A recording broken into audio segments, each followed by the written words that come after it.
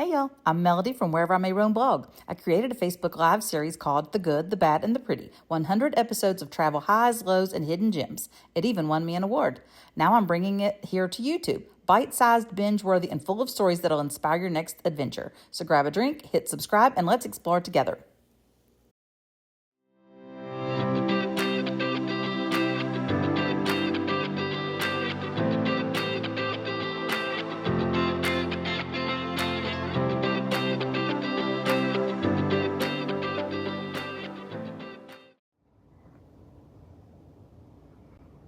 I hope I have the right time because I'm in a different time zone all the time.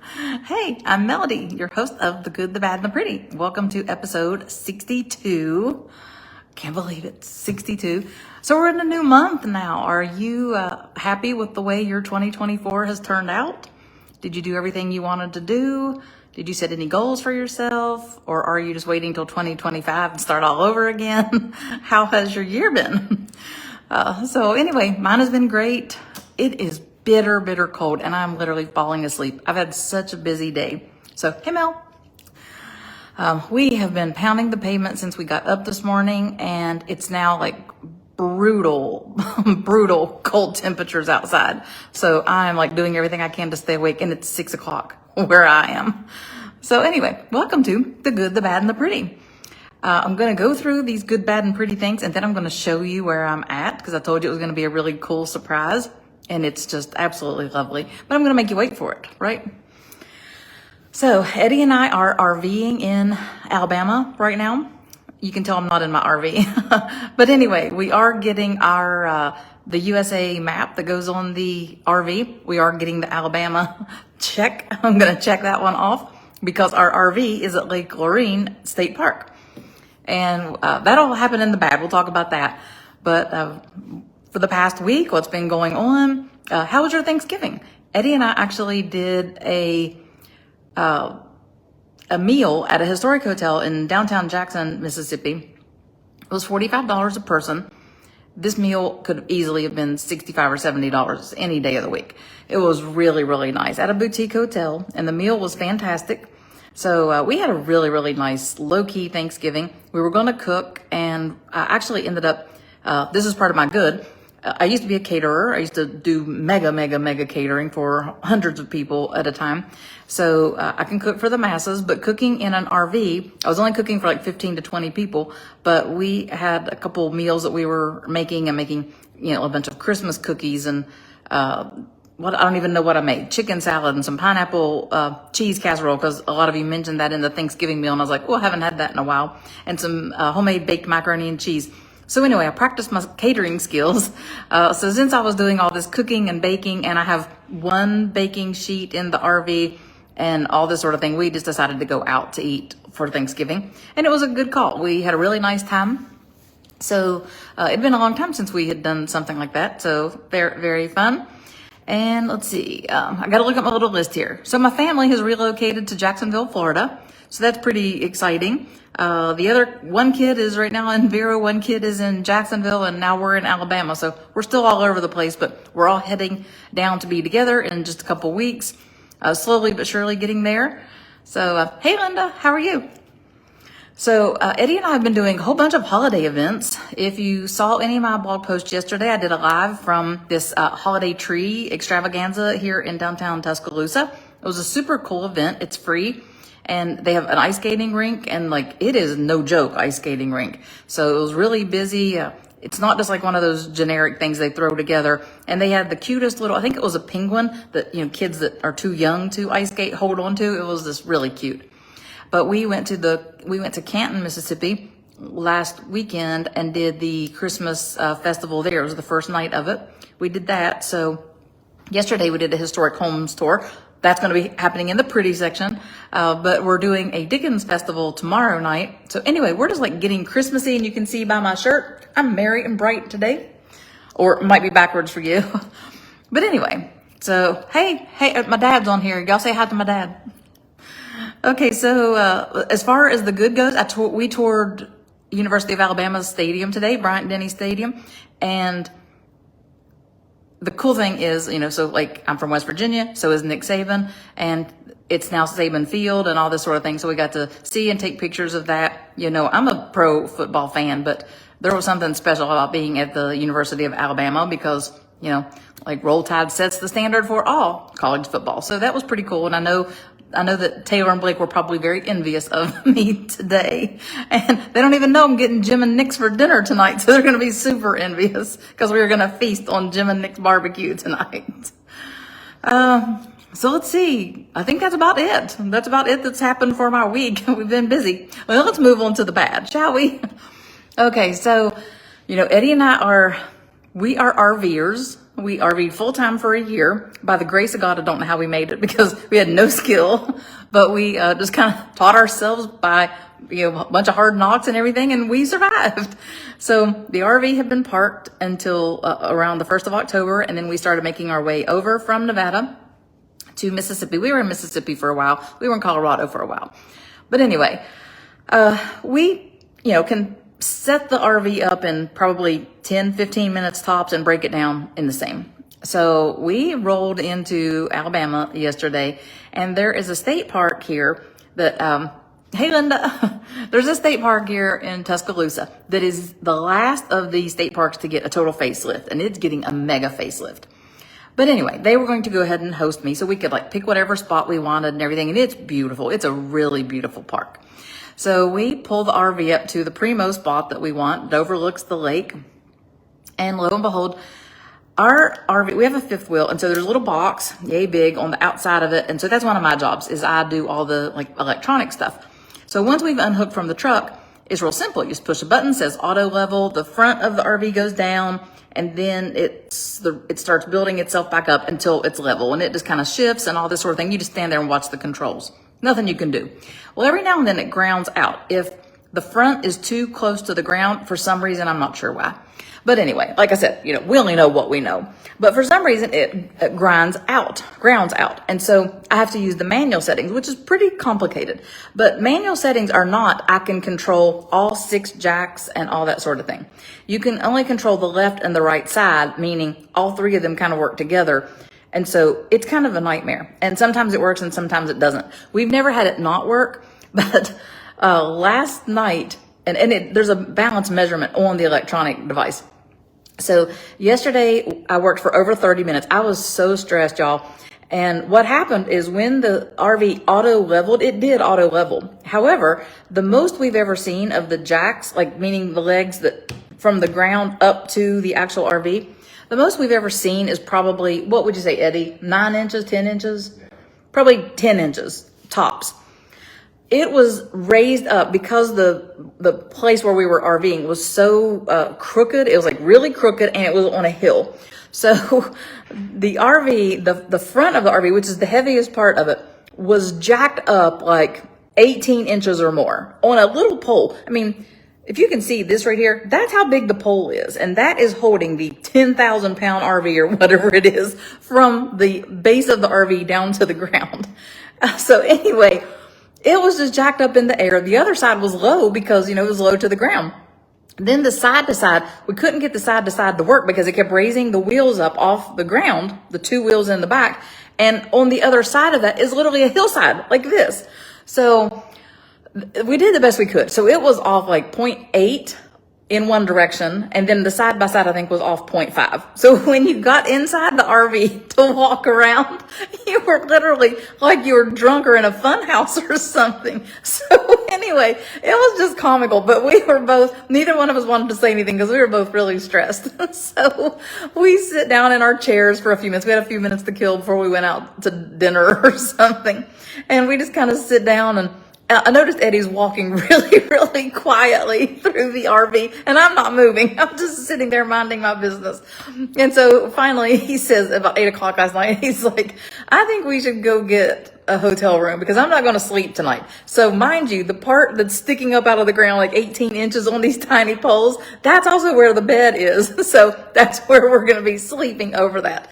Okay, so if the fifth wheel rolls, what's it going to do? Just roll down the hill with us in it? You know, so we were just kind of frightened. So anyway, we just packed up a bag and went to a hotel last night. And so I'm so glad I have friends in high places. So I just get on the phone, call my friend Eva, and I'm like, Eva, I know she represents a luxury place in Tuscaloosa. And I was like, can you help? Like we're really a nervous wreck and everything. I'm calling in a favor. So lo and behold, she took care of me. So we're staying in really luxury digs right now. The RV is still fine. It's up at the state park, and we'll go get it 2 days from now. But for right now, we're just living high on the hog and living in downtown Tuscaloosa and just having a blast.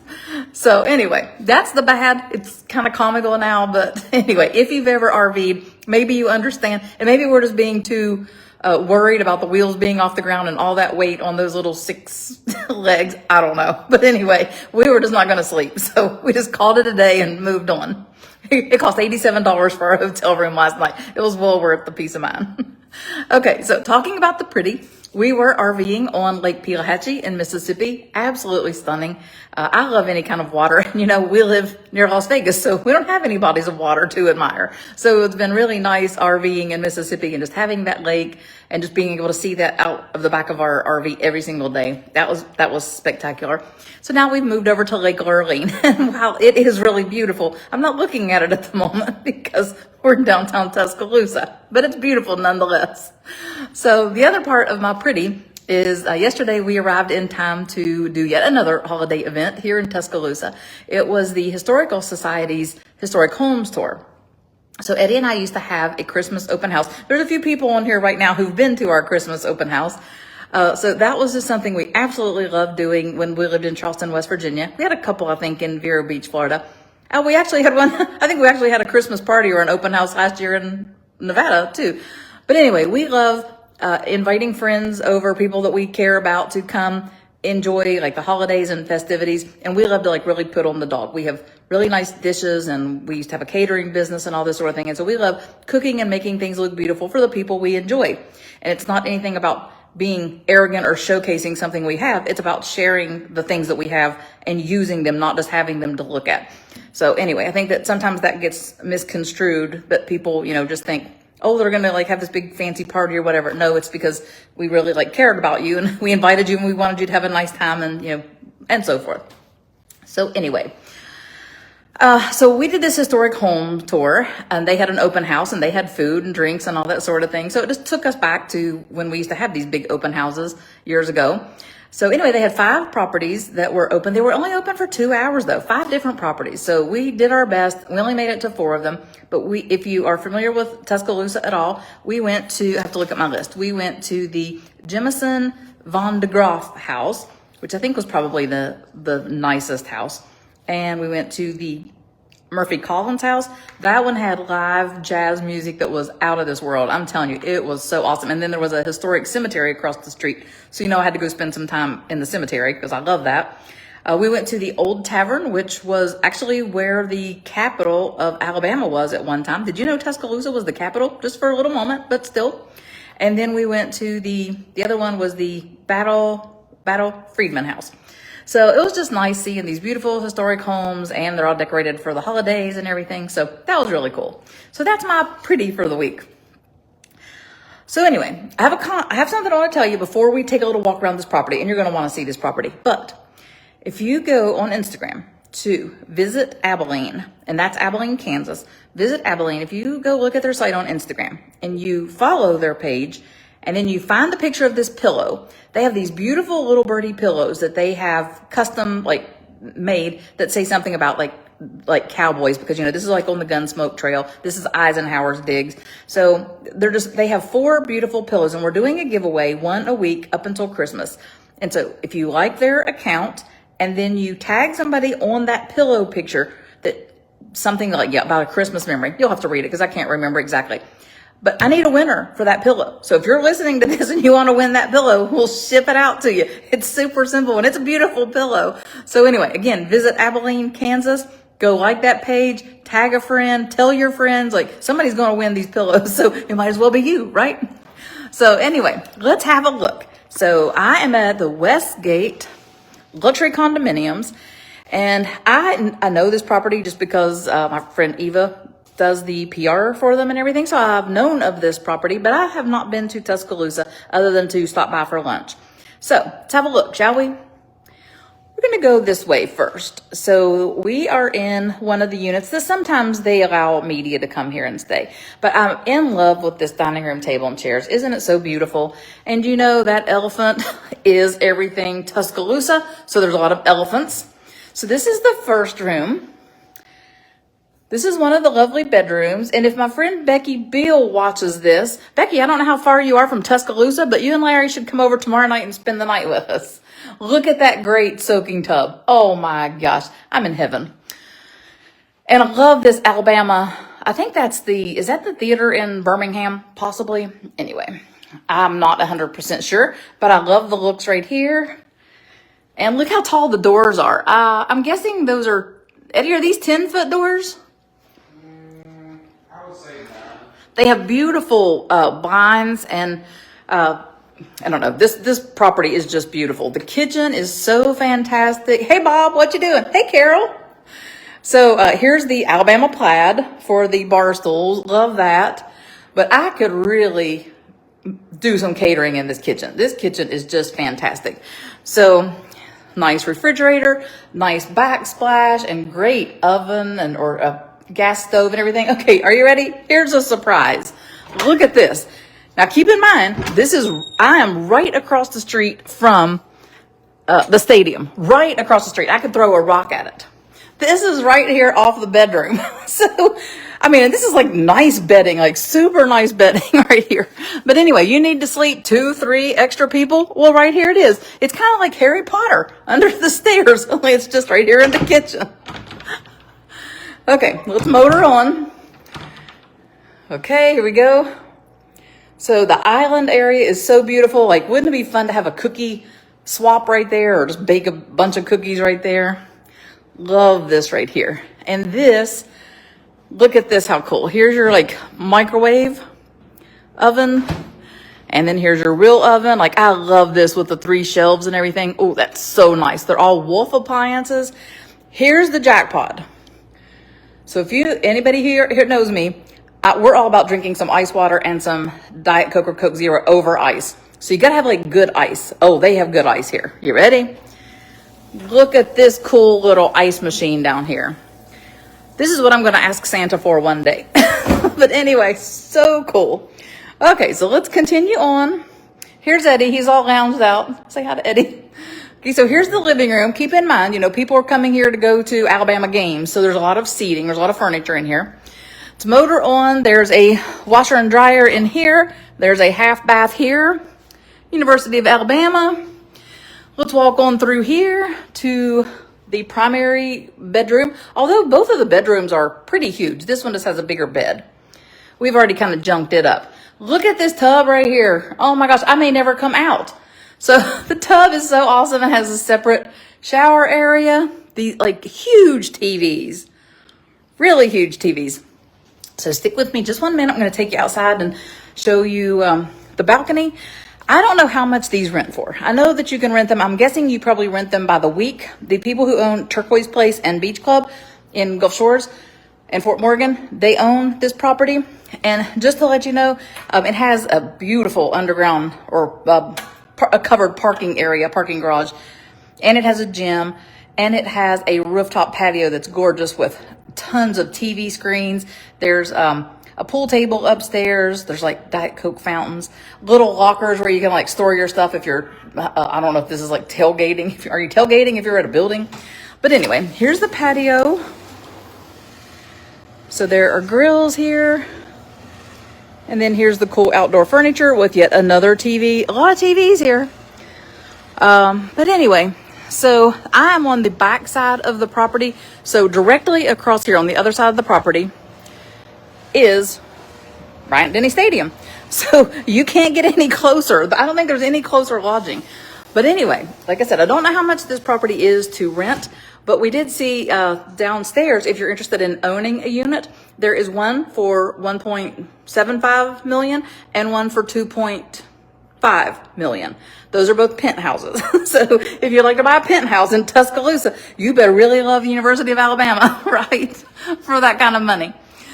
So anyway, like I said, we're enjoying this lap of luxury due to unforeseen circumstances with the RV. So anyway, I hope you all have a wonderful week ahead. And when I come to you next week, I'm going to be in Georgia. We're headed toward Atlanta. Going to do a few things in little towns around Atlanta. If you have suggestions on things to see in any of those small towns, we'll drive within an hour or hour and a half of where we're staying.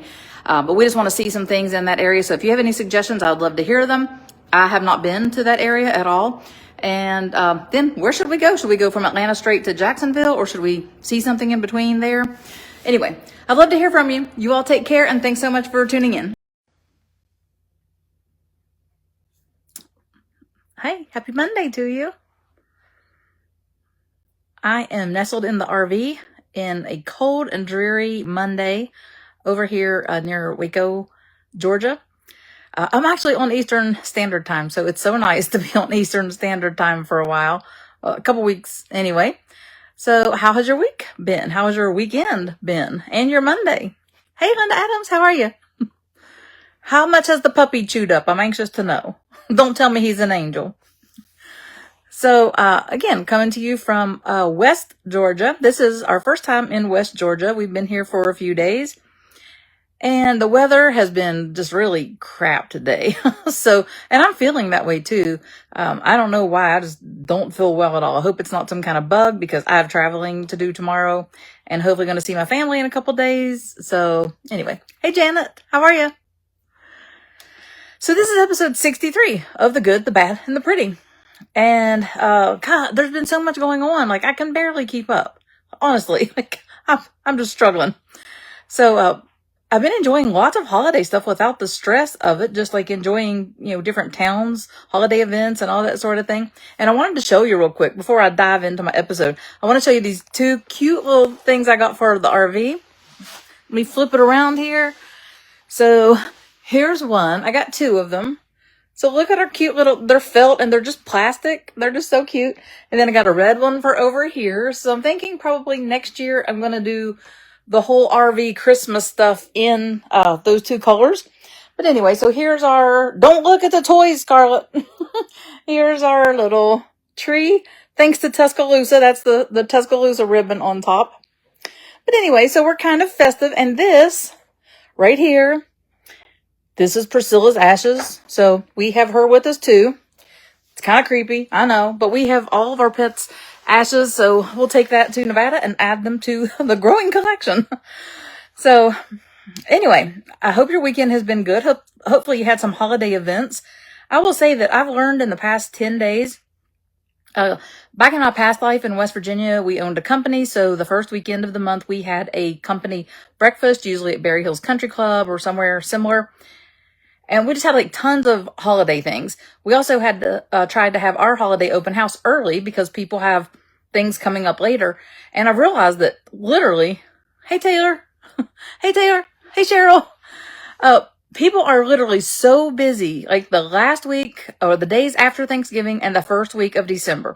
So if you're planning a holiday event, pretty much every holiday parade is that day, every big holiday function in towns is that day. So unless you have a month long of activities, I highly recommend you plan closer to Christmas for your personal things or business things, because you just can't fit all the activities in, and then crickets, hey Peyton, and then all of a sudden there's nothing to do. So anyway, consider that. I've learned a lot, like I said. So actually last year we had an open house in Mesquite, and same thing, we had it really, really early, and I'm not going to do that again. I'm going to make it much closer to time. So episode 63, The Good, the Bad, and the Pretty. The good. I'm in Georgia. I've been traveling and doing some different things. I was just in Tuscaloosa, which you all, if you were on here last week, you got to see that fantastic condo that I was staying in. I just did some Instagram and Facebook stories a few minutes ago to show you more in depth that condo, which was just fantastic.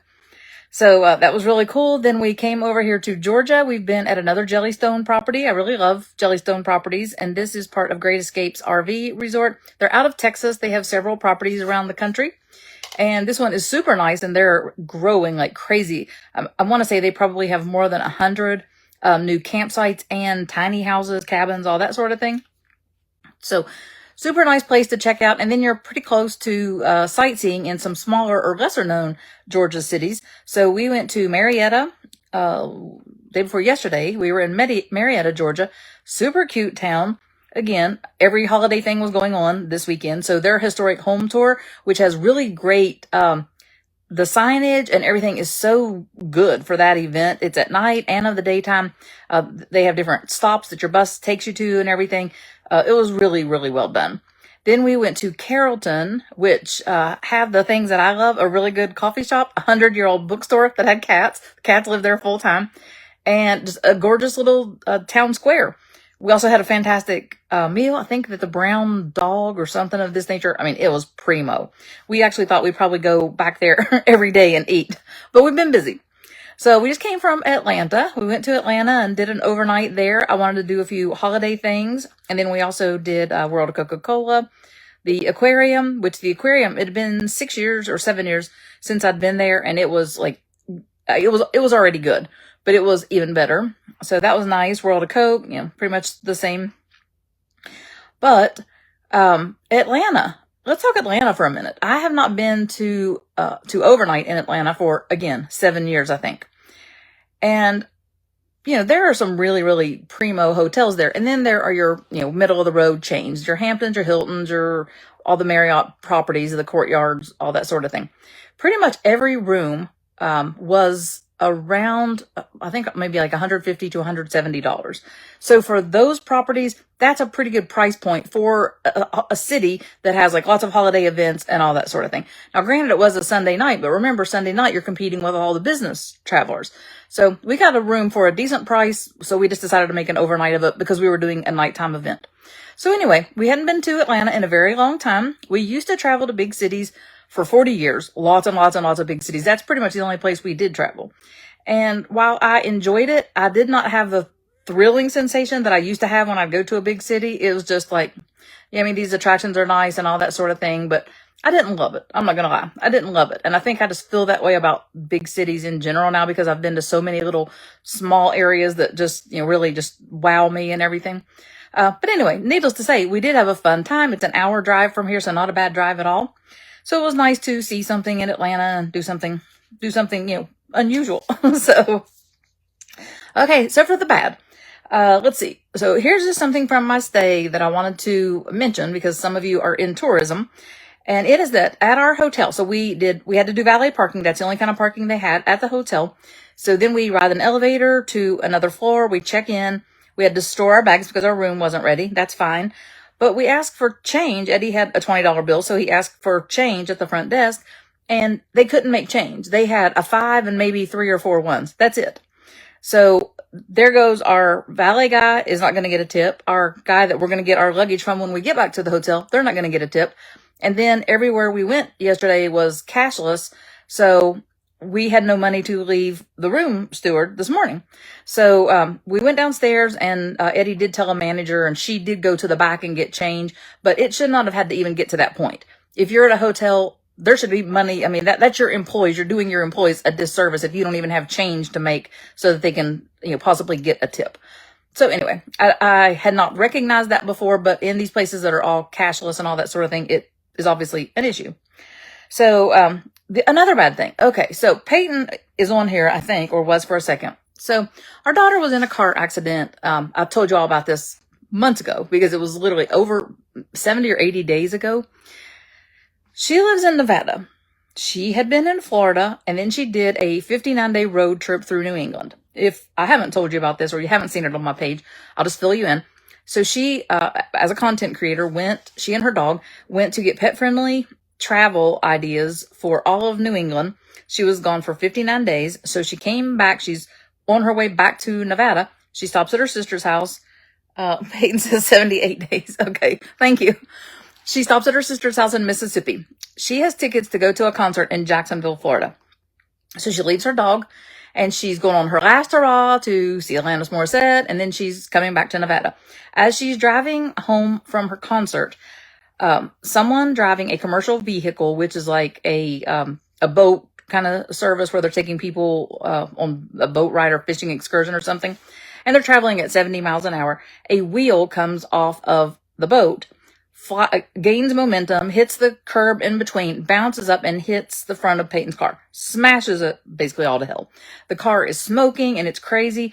So she pulls over. The guy driving the car did pull over, and they actually thought a couple other vehicles were hit by the tire too. I'm not sure if they were or not. But anyway, so Peyton is like incredibly shook up. She goes to a hotel for the night because she has to get all of her stuff out of her car. Mind you, she's been living in her car for 59 days. All she did was drop off her dog. So she has to get a rental car, go transfer that stuff to the rental car, drive to Mississippi. And so now she's there. Okay, so we figured that they would just, total the car, but they didn't. So she added it up, and it's like 18 hours of phone calls between both insurance people, the ones that were insuring the person who caused the accident and her insurance, and the garage, which they couldn't fix the car. They had to send it somewhere else. But it has now been 78 days. So wrap your head around this. She has State Farm insurance. And I know this is a subrogation case, and I forget who their insurance company is, but it's another big one. Okay, so it's a commercial vehicle. She gave them every opportunity to do something, and then nothing was being done, so she called Morgan & Morgan. So Morgan, here's how the insurance works. This is just like so sad. Taylor, I don't have my glasses on, so I can't read what you're telling me. But Morgan & Morgan is all about this because it's a commercial vehicle, right? Because they want that money. Okay, so Peyton does not have physical injuries. She has a lot of like shell shock, nervous issues because of this accident, and she is still waiting on her car to be fixed. She does not live in Mississippi. She does not have a job where she gets paid to just work from wherever. She's not me. So she is literally without a job, without anything for 80 days. So she has stayed some with her sister. Then her sister moved. So now she has to go somewhere that's pet friendly because she has a dog. She is 2,500 miles from home. She cannot go to Nevada in a rental car and get a job and then leave to drive back to Florida to pick up the car and then drive back. That would be boarding the dog and everything. So Morgan & Morgan is all about, oh, what kind of injuries do you have? Oh, is your back hurting? Oh, is this hurting? Is this hurting? Her injuries are not physical injuries. So if you don't have the bill for physical injuries, the lawyers are not interested in you. They are not interested. So all of her issues are mental issues. Like she's scared driving. She is like very, very gun shy at a lot of things. And she's been living where whomever will have her or at a hotel or whatever, just, racking up expenses for 80 days and no income. And the end is still not in sight. So this is a young person that's paid her insurance and has insurance, unlike so many motorists in the United States. So it's so frustrating. And what do you do? I think she's done everything that she can do, but where is the repercussion? Because they should be paying like a lot of money for her being in this accident and not being able to go continue her life. Because what person in America can just stay wherever for 80 some days, afford to feed themselves, house their dog or whatever, a pet fee or a hotel with a pet fee? It's just absolutely asinine. If she did not have family and friends, I don't even know what she'd do. So anyway, that is my bad. I was going to talk about it a few weeks ago, but it's still going on. Like she still has no car. So anyway, our family's just in limbo. That's just like one of the issues. And it is just so ridiculous. And I'm sure you pay your insurance and all this sort of thing. And it's just a slap in the face when you can't get any help. You can't get anybody to do the right thing, or like they should have been paying for her rental car. At least she's paying for this out of pocket. So how's she going to recover like the expense of the rental car? Like putting it on your credit card, the interest on that. Like I'm telling you, it's just asinine. But we're going to move on to the pretty. Okay, the pretty, gotta take a breath. Okay, the pretty is really pretty. So I love a good botanical garden. Super love a good botanical garden. And I went to the one, no wonder it wins so many awards. That is the Atlanta Botanical Garden. They have a Christmas special. I thought I left a little paper out to show you right here. Let's see. It is called Garden Lights Holiday Nights. And this is a special ticket. So to get into the garden normally, I think it's like $25 or something like that. I was working with Discover Atlanta, and Discover Atlanta gave us tickets They're timed entries, and it's been going on for a couple weeks, and it goes on through, I think, the first week of January. But this event is, I think, $65 a ticket, 65 if you set the time that you want to enter, $75 if you want a flex ticket. You can just go whenever you want. But the Atlanta Botanical Gardens, it was so wow. Like, it takes a lot to wow me, like a whole lot. And those lights were primo. But I will tell you, there was a really bad thing. The bad thing is there's no parking. There's no parking there. Well, tiny bit of parking there was full. And we waited in an Uber. Luckily, we Ubered. We were 15 minutes from the garden, and we Ubered. And so we were in traffic for probably 20 minutes. We left extra early, and good thing. So our Uber driver had to just let us out, and we walked up there and got there like exactly at our time, because they're not very forgiving. But the police were directing traffic there. And if you had a time, let's say 8 o'clock, you better be in that line at 6:45 if you were planning on getting a parking space, because they actually closed the lot for a while until a few people left. And then it's one comes out, then they let you in. But the traffic was awful. And I heard that Atlanta was telling people, Atlanta or the Botanical Garden, were telling people to park in the neighborhoods. Like, there are no neighborhoods there to park in. There's like very little parking anyway. But the event was primo, and it was so well marked, and there were so many very friendly helpers and everything. So I give them a 10 out of 10 for every single thing. They had lots of little stations set up for holiday drinks, and we had hot chocolate. I think hot chocolate was $6 a cup or something. It was delicious hot chocolate. But the activities ranged from like hanging things, like hanging overhead things, to those tunnels you walk through, to you can go inside the orchid area, and the like the tropical rainforest kind of event, which was just all these twinkly lights. I'm going to have a reel out in a couple days so that you can see it, but it was just spectacular. And the two things that really stood out is I'm sure that some of you know who this is. And Taylor, you just posted a picture from Epcot the other day. There are these botanical creations of like a woman's head. There's one at one of the lakes in Orlando. I know there's a couple around the country. But this exhibit was her head, and it was all lit up, and there's just flowers flowing everywhere. It's so beautiful. I'll be sure to post a picture of that. And then they have what's called a forest curtain or something of this nature. I've never seen anything like it. Like, Dollywood does a really good job on their holiday lights, and I was just at in Branson, Silver Dollar City. They do a great job on their lights, but I'd never seen anything like this forest curtain. And it was a mesh kind of thing, way high in the sky. And it just had little tiny strings of lights, and they're synchronized to music. And it's like a whole drapery, like a very long spread of lights. And some of the music was fantastic. It was holiday, and I actually went live on Instagram. And at that time, the music just tanked. It was like 3 horrible songs back to back. And that was when I was trying to do my live. I was not very appreciative of that. But anyway, though that light curtain was spectacular. And from the rainbow lights to just the pink and oranges, or the greens and blues, or the white lights and everything, it was just truly magical. And there's also a rock patio kind of thing you can just like sit on and just like look up overhead and watch these lights. And it was primo. So if you need something pretty to do this holiday season, drive into Atlanta and do that Botanical Garden exhibit. I'm telling you, it was just fantastic.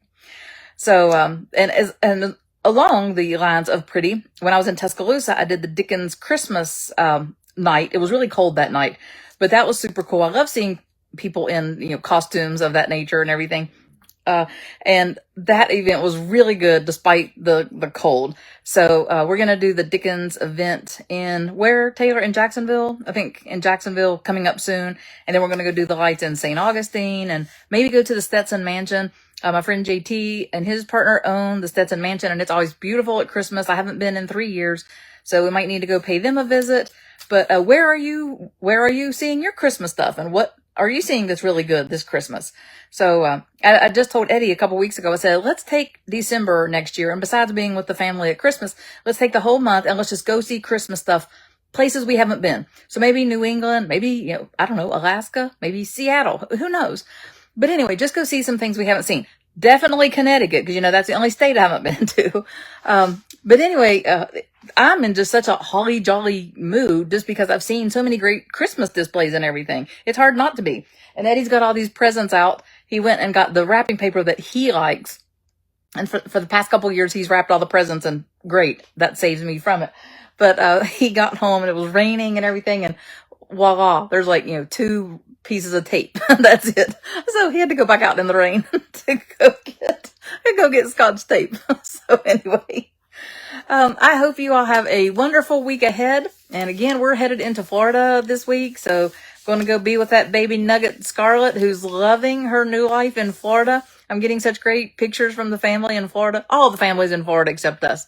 So anyway, we're excited about that. I've asked my dad to fly down and be with us for a few days around the holidays anytime he can. We'd love to have him, show him around that part. So anyway, I hope you're doing something special and life is good to you. And if I can help in any way, please let me know. I love you all. Hi guys, what's up? Oh, that's better. Well, I was going to try to show you my view from outside, but there's no internet out there. There's no Wi-Fi, so I'll have to come inside. So anyway, let me get comfortable here. Look at this pretty room. What do you think? This is the rental house we got for the holidays, and we haven't been on this floor, so this floor is kind of clean, unlike the rest of the house. Okay, I'll try again. The internet is not doing very good in this house. But hi, I'm Melody. I am your host of The Good, the Bad, and the Pretty. And this is episode 64. And I'm feeling very merry and bright, as my shirt says. Hi babies. So I'm hanging out here at the beach, right outside of Savannah. Have you been to this area of Georgia? This is kind of one of our old stomping grounds. Eddie and I have been coming here for a lot of years, probably 30 years. We used to bring our kids down here a lot. And while some things have changed, pretty much this area has not changed at all. So that's kind of nice. Like, still remember where everything is. And anyway, we just love it here. And so we are so glad to have Blake and Scarlett here for the first time. So we're doing a little pre-family holiday trip just to make some fun memories together before the busy holidays. And this is where we chose to come. We thought about doing a cruise because cruise prices were so cheap at the moment and all this. But Peyton does not have her passport with her, and she has a dog. And so anyway, the whole family could come here to this house. And prices were like really good right now. So that's part of the good. If you're thinking about holiday travel, if you come somewhere where it's off season, and so it was 60, I think it was maybe 65 degrees today, but the sun was shining. It was really beautiful. I think it's going to be the same tomorrow and the next couple days. But anyway, if you're thinking about doing some holiday travel and you need a hotel or an Airbnb, in this case, we got an Airbnb house. We got really, really good rates. So if you're looking for something, you might want to consider just like heading south to a lesser known beach destination.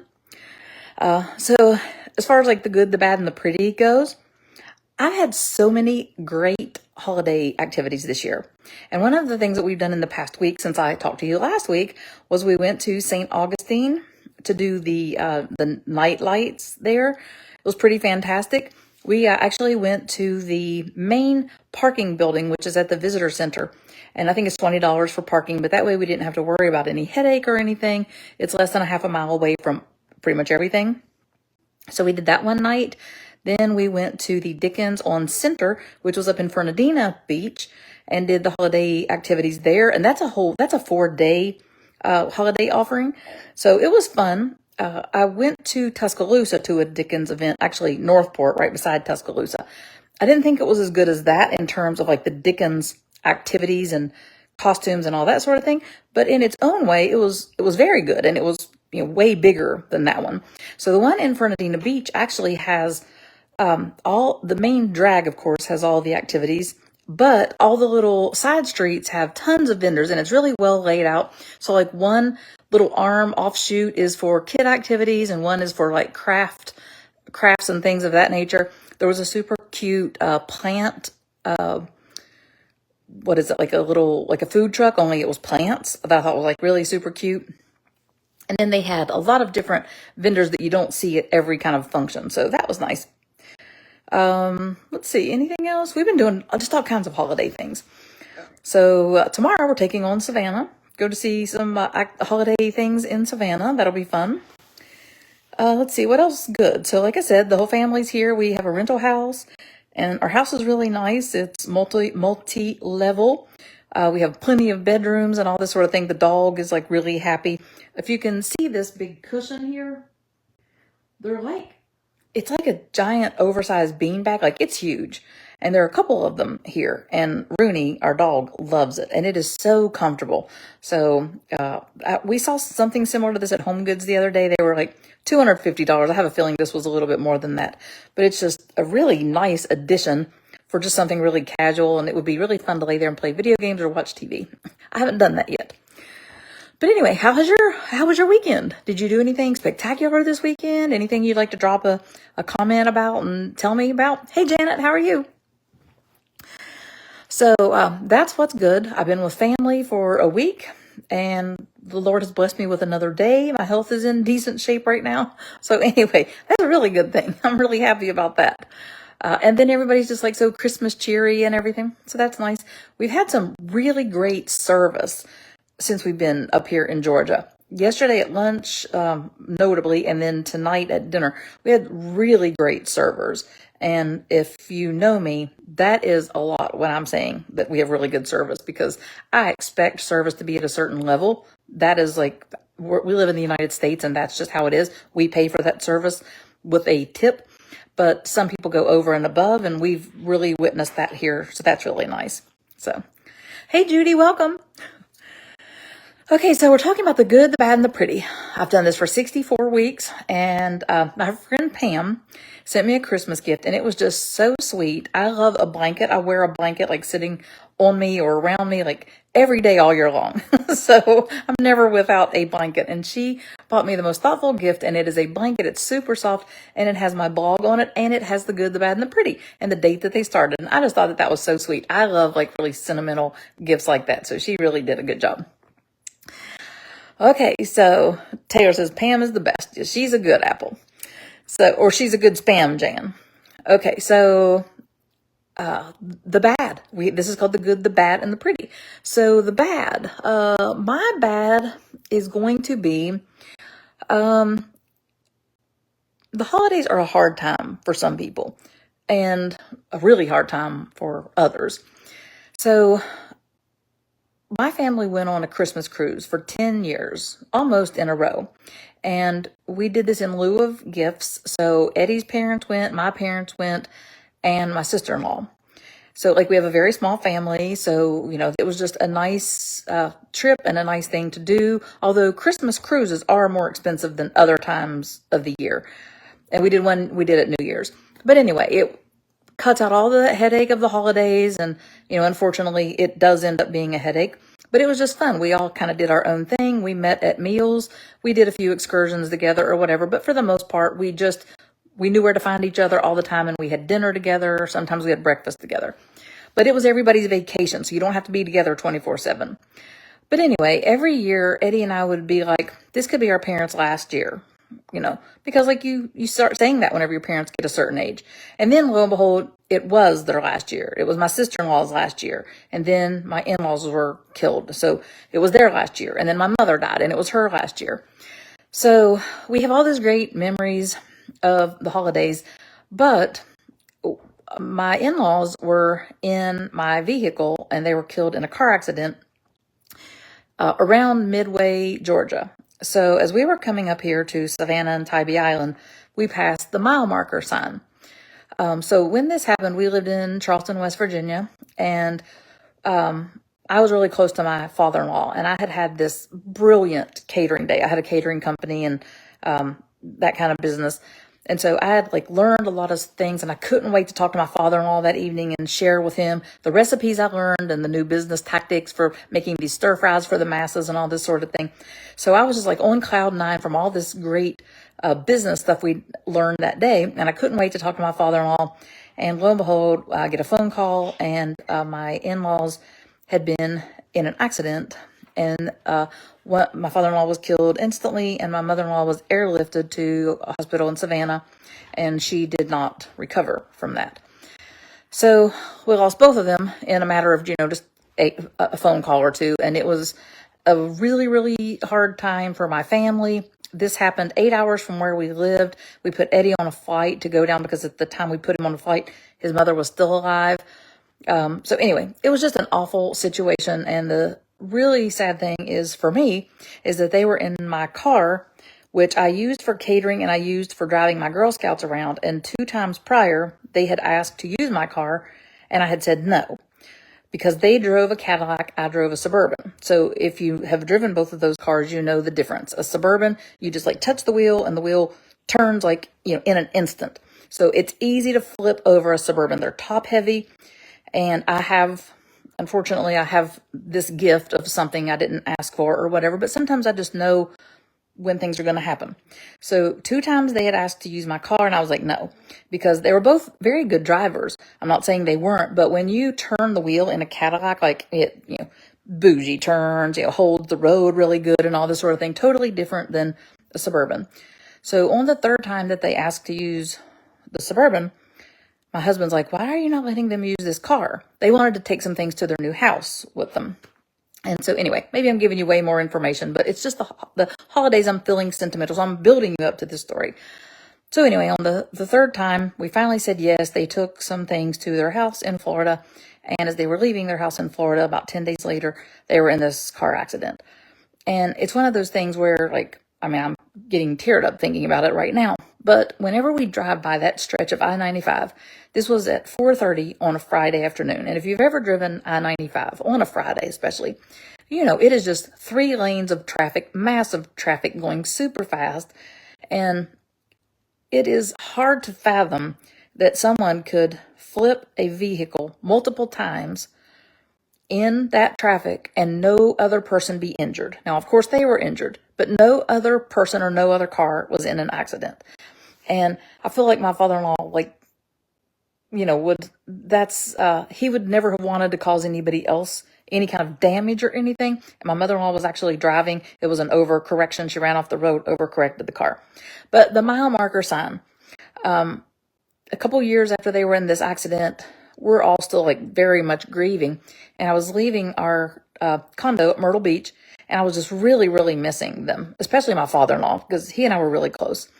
And I called one of my friends, Kim Thomas. She lives in West Virginia. And I called my friend Kim, and I'm just really sad. I'm just really missing my in-laws and everything. And so we're just talking, and I'm getting close to that mile marker sign, mile marker 76 near Midway in Georgia.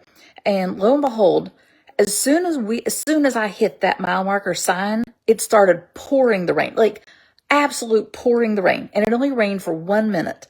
And I'm talking to her and I'm like, oh my God, Kim, I can't believe it's pouring the rain. What is going on? It's a beautiful sunny day. And it started pouring the rain. And my friend Kim says, nonchalant, that was God letting you know, he hears you, he sees you, you feel how you feel. And so it was just like a sign, it's okay to be sad or whatever. So Eddie and I together are driving up I-95 to get to Savannah, and it's close to the holidays. So Eddie, we've been listening to XM radio. He turns on some old Christmas music that would make us think about his parents and everything. And he didn't say anything, but of course we've been together 33 years. I know. Hey, Dad. And so we get to that mile marker sign, and both of us just have tears rolling down our face and everything. And we didn't need to say anything. We just needed to feel that feel. And so if there's someone you're missing this Christmas, feel that feel. Feel it. It's okay. Get it out. Don't keep that stuff in. And I think that I grieve my mother in a very internal place. I really just don't feel all the sorrow I feel from losing my mother. And probably I need to do that, especially around the holidays when I miss her so much. But anyway, what are you to do? How people come and go. We're here, we live, we die, and it doesn't make it any easier. But anyway, we're going to move on, the good, the bad, and the pretty. So let's talk about the pretty. I'm at the beach, and it's really beautiful here, right? And so today I went down to the beach, and I did a live on Instagram. And then I went to Fort Pulaski. I had to think about it for a minute with Blake. And we both love history, and we both love national parks. I'm so glad my son-in-law has been bitten by the national park bug. Oh my God, I'm so excited. So he was so excited getting his stickers and his stamps for his passport today, and I was feeling yes. So anyway, we went to Fort Pulaski and just took our good old time strolling around, making videos and just getting content. Well, I was getting content. He was just reading every storyboard. I assure you I didn't read every storyboard. But anyway, it was nice to share that with him. and be there with all this history. I didn't know Robert E. Lee helped build that fort. So anyway, it was just really cool. And then it's a beautiful fort. So if you would like somewhere to like get some history and just a beautiful place to walk around, even if you don't like history, it is gorgeous over there. It's $10, or if you have National Park Pass, which mine was in the truck, which I didn't have. So it's $10 a person, but it's beautiful and you can go back for a week. So John Wesley, I am a Methodist woman. And so John Wesley, founder of Methodist religion, there's a marker there for him, and there's like a 1/4-mile hike you can go and see a memorial dedicated to him. So maybe one day Eddie and I will go over there and do that little tiny hike and go see the John Wesley stuff. So that was really pretty. And then the family, have you all ever seen those? Mostly in big cities, they have those igloos that are pre-lit, and they're just really cute, especially for the holidays, especially in cold places. But anyway, I've seen those for a couple years, and I always wanted to do the one. Well, it's not really cold where I am here, but it's cool. And so Zunzi's, which is it Zunzibar? But I think they call it Zunzi's. So that is a restaurant in Savannah that Eddie and I learned about on a Savannah food tour a couple years ago. And they have the best sandwich. It has won awards. It's called the Conquistador. And you're not going to hear me ever brag up a sandwich. Like, that's just not my jam. I'm not a sandwich girl. However, this sandwich is 10 out of 10 fantastic. And it's a chicken sandwich with some kind of, I don't know, I'm thinking they're African spices. I'm not even sure, but it is just so good. And it's on like French bread with it's really saucy and has like fresh Parmesan cheese and lettuce, tomato, of course. But anyway, the sandwich is just so good. And so they have a location now over here at Tybee Island. So they happen to have these igloos, and I saw them online and I'm like, oh, done. We are there. So you can rent these igloos. You rent them for like an hour and a half at a time. There's a minimum of food that you have to buy, like $100 worth of food, and it will seat, I think, 6 or 7 people or something. Well, there's 6 in our party. So we rented one of those igloos, and we were there like when it was starting to get dark, but it's just so super cute, and it was just so fun. They put a bunch of games in there for you to play. Plus we brought like a Christmas trivia game, but you just have have it all to yourself. We had these gourmet hot chocolates. They have lots of alcoholic beverages. So if you are drinking alcohol, they have like a per person, like $35 per person, all you can drink for a whole bunch of different cocktails. And they have primo cocktails. But anyway, we had gourmet hot chocolates and had all these, like, they have all these hand cut potato chips with a really good cheese sauce and this really good dill sauce. So we did that, and it was just super fun. It was just nice to be like, away from the crowds and that sort of thing. And even though it's only 63 degrees here or something like that, it's not cold by any stretch. It was fun to experience that. So if you have a chance to do one of those igloo things, do it by all means. It was super fun. So let's see. I think that's all I've got. The beach was really pretty today, and it was a little bit windy, so there were people over there flying kites. It was really pretty, and this is just a pretty area anyway. And we love Savannah. That's one of our towns we've been going to for 30 years. And I want to go tomorrow to take Scarlett to the ice cream store, and we got to go get our pecan, our pralines, right? River Street Sweets. So, hey, Jennings, is that what you want for Christmas? Is a box of, I'm going to mail your Christmas gift in the morning. Maybe I should wait till I go to Savannah and send you some pralines too.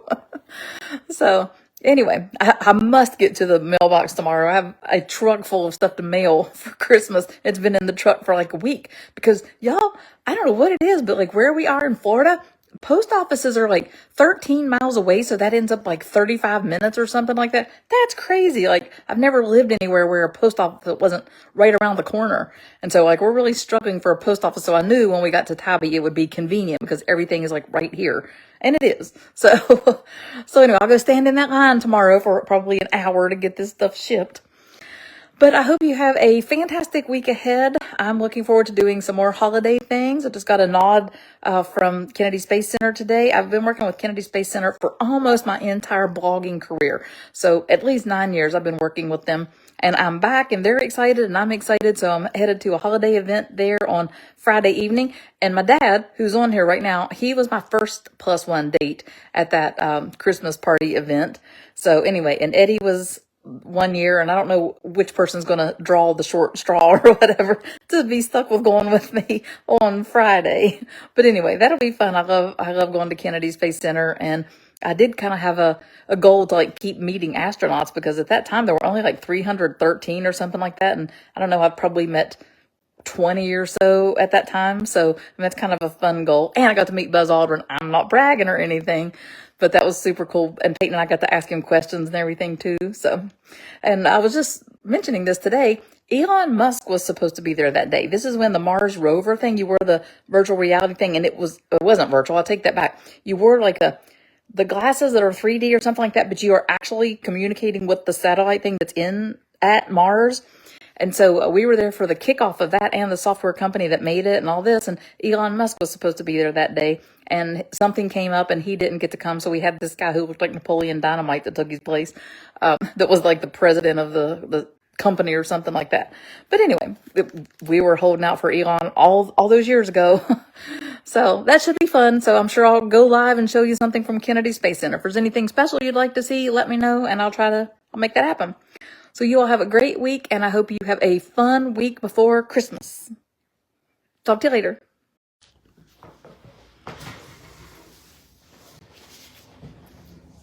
Hey, what's up? Happy Monday to you. Gosh, Mondays come around quick. So I'm trying to get comfortable.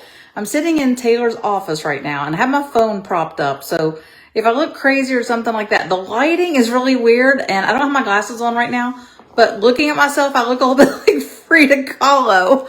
Come on now. What's going on? Hey, Linda. So happy 66th edition of The Good, the Bad, and the Pretty.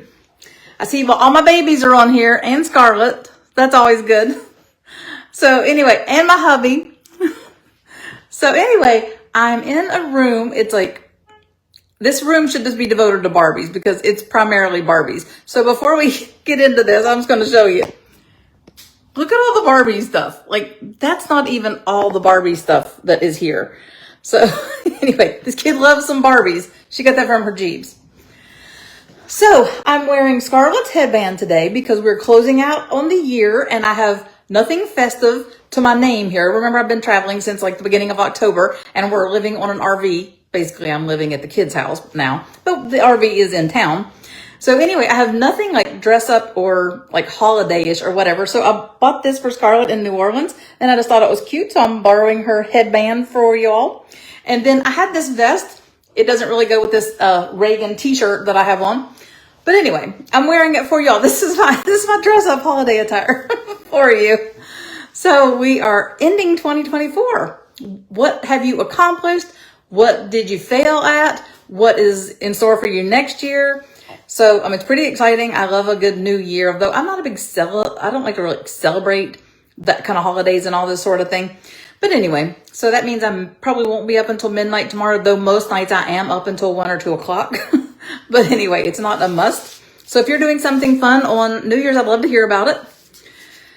So again, this is The Good, the Bad, and the Pretty. I'm your host, Melody, of Wherever I May Roam blog. 10 years. Like, I've had this blog 10 years. It's just mind-blowing. Of course, I've been doing this 66 weeks. That's kind of mind-blowing, too. So you could say I'm committed, right? Committed to something whenever I start it. So that's, I guess, a good trait to have. So I have lots to tell you right now. So buckle in. Hope you brought a drink. We just went to Mexican, so I've got my handy-dandy Diet Coke here. And let's see. And then I had to write my chicken scratch on a Pepper's menu because it was almost 6 o'clock and I was like, I have a live tonight. Let's think of something. And luckily I have like young people around me so they can tell me what I've done for the past week because like I can't even remember. Like, it was only like, what, 6 days ago that it was Christmas. Like, it seems like it's been weeks. So, for the good, let me refer to my handy dandy list. I've been with family for basically the whole month. So that's been awesome. Well, basically for 3 months, but yeah, still, that's been awesome. Yesterday, I went to a cooking class. Taylor and Blake gave me a cooking class for Christmas. So, Jacksonville here has a really good cooking school. I guess a place that does cooking classes. They do 2 to 3 of them a day. So this is a big business. It's been in business 6 years.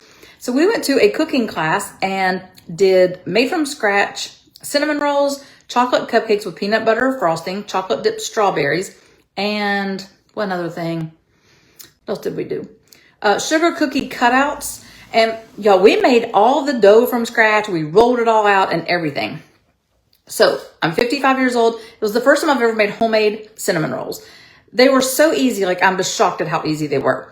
We really needed to let them rise for another hour once we put the cinnamon spread on them and rolled them up, but we didn't have time for that. So we just baked them off. So they taste like if you bought store-bought ones like Annie's or something like that and baked them up. They taste like those. But if we were to allow that dough to, sit for another hour or something like that, they would have been like much tastier. But they were still very good. They were still better than like what you'd buy in a, pre-made. So there was that. Scarlett did really well. She kneaded the loaf of bread or the loaf of dough for the cinnamon rolls and the cookie dough and did a really good job. That was her first time doing anything like that. And the class was 2.5 hours long, and it kept her attention for a little over 2 hours, but that's kind of long for a 6-year-old. But still, it was a kid's class, like a mommy and me class, and in this case, a mommy, me, and Jeeves. So that was super fun. And another good thing is we went to the Disney resorts right after Christmas on the 26th. So this was something I learned when I first moved to Vero Beach. There was a bus company there that did a lot of trips around Florida, and they were just really clever trips. But one of the things they did was they put people on buses and took them up to Disney, and we did 3 holiday lobby tours. They just kind of let us out the property. We had like an hour to go see what we wanted to see, then get back on the bus, and we had lunch somewhere in Disney Springs and some stuff like this. But we rode up just to see a couple of hotels. So if you are on the monorail, you can do Contemporary Resort, Grand Floridian, which is one of them that we wanted to go to, and the Polynesian. So we hopped off at all 3 of those. We parked at the transportation center and did a hop off of the monorail for each one of those to see the decorations and everything. But the main reason was I wanted to go see Wilderness Lodge. So I think Wilderness Lodge has the prettiest tree and the prettiest lobby of them all, even though Grand Floridian does have that huge gingerbread house. But that was super fun doing the Disney hotels. There's no charge to go check out all the Disney properties. So if you want to do Disney on a real budget, just like go see what each one of the resorts has to offer. Now, you're not going to go to a hotel or do the pools or anything, but you can wander the grounds and, see what they have. And there's plenty of shopping, like very unique shopping. Whereas like if you go in a shop at, let's say, Magic Kingdom, I think they're pretty much all the same. But if you go into the different hotels, you do find different merchandise at each one of them. I think Contemporary has one of the best shops of all. There were a few discounted items like for Christmas and so forth. But anyway, it was super fun, and it's a great way to be at Disney, and it was like 75 degrees. So, just a super fun way to do an immersive Disney experience and not pay a lot of money. And in fact, speaking of that, we plan to go to Whispering Canyon Cafe, I think it is. Scarlett has to correct me every time I say it.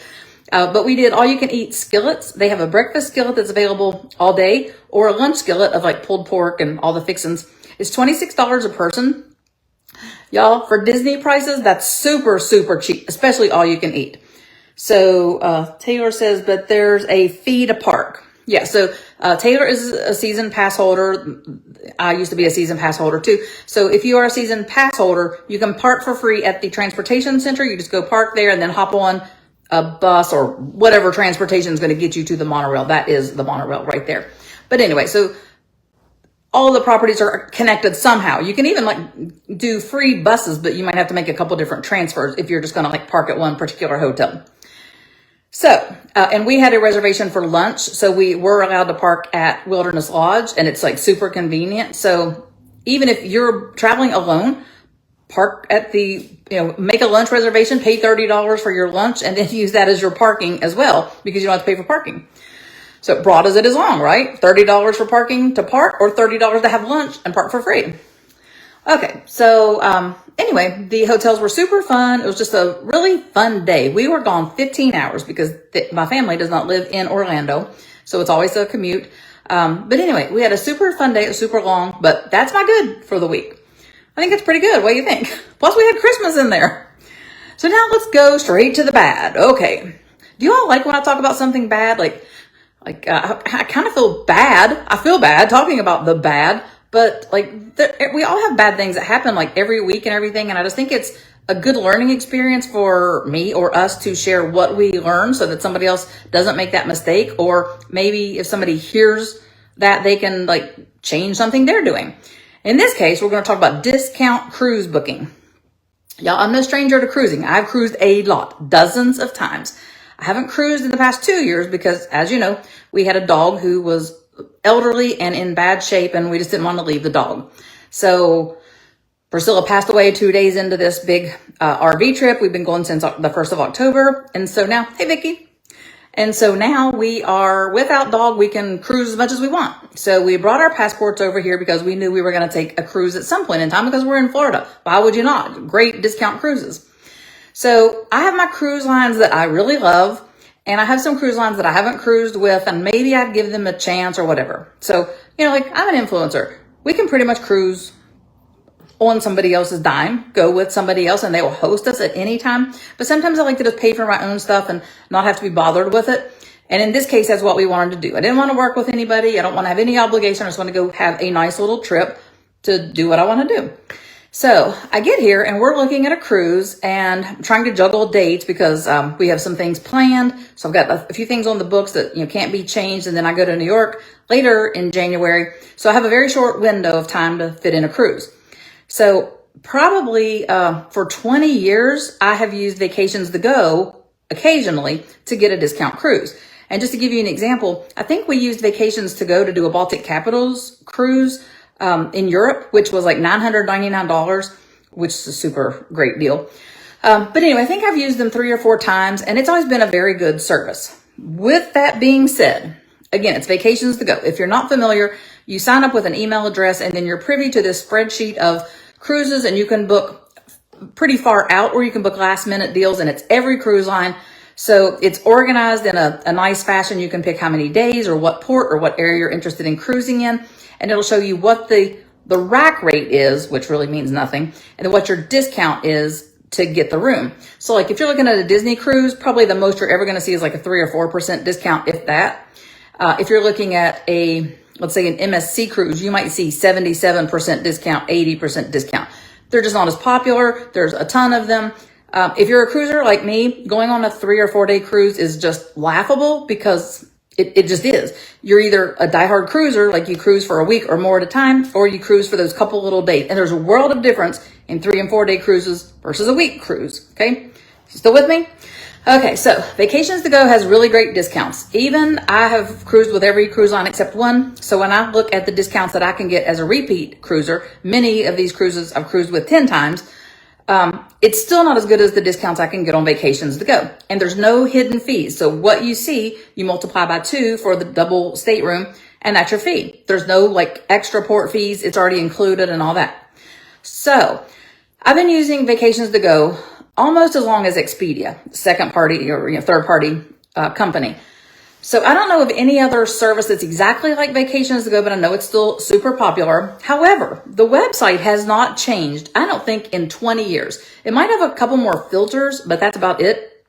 So I've had extreme bad luck with Vacations to Go and a cruise line. So I wanted to share that with you in case you're a cruiser and you're looking for this kind of bargain or something like that.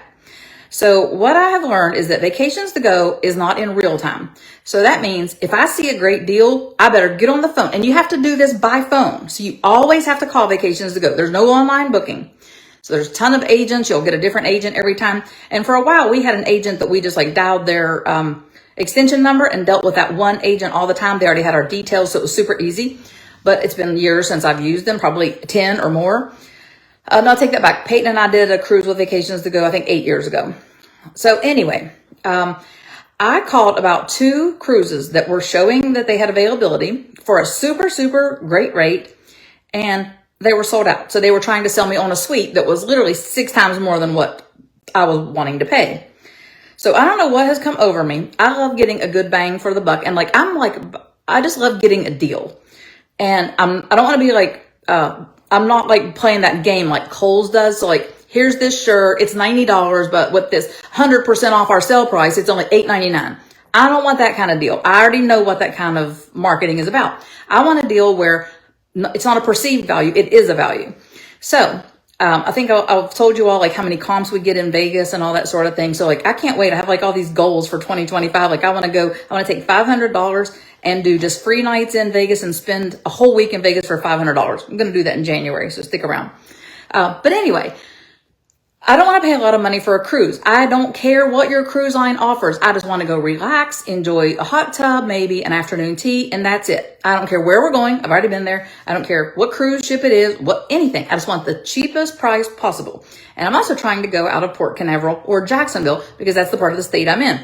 I don't want to drive to Fort Lauderdale or Miami, which right now, those are the cruises that are selling like crazy. So they're super expensive. And I don't want to go fight that traffic. So I was looking at Port Canaveral or Jacksonville just because that's where I am right now and I have limited time. So I'd called about these cruises that weren't available. And that just makes me really mad because it's false advertising. Well, what I've learned is that it's not in real time. So again, if you find one of these cruises you like, you better call right then because it's not going to be available after that. And it's also a special cruise category. So that might not be the only one they have. Like maybe there's one ship and it has 10 cruises or something, like 10 rooms, and they'll have a different number. So you'll just give them that different number. So don't let them like try to upsell you if you're eyeing something else, because chances are, that might still be available, but it might not because it's not updated in real time. And from what they told me, the company doesn't even do the real time information.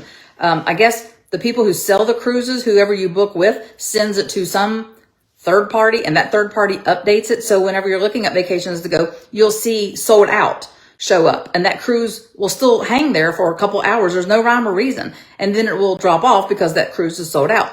It's just very bizarre. So again, on the good, bad, and the pretty, another flip side of that bad is that I've never cruised with MSC. I've heard more horror stories than good stories about MSC, but I want to make my own opinion.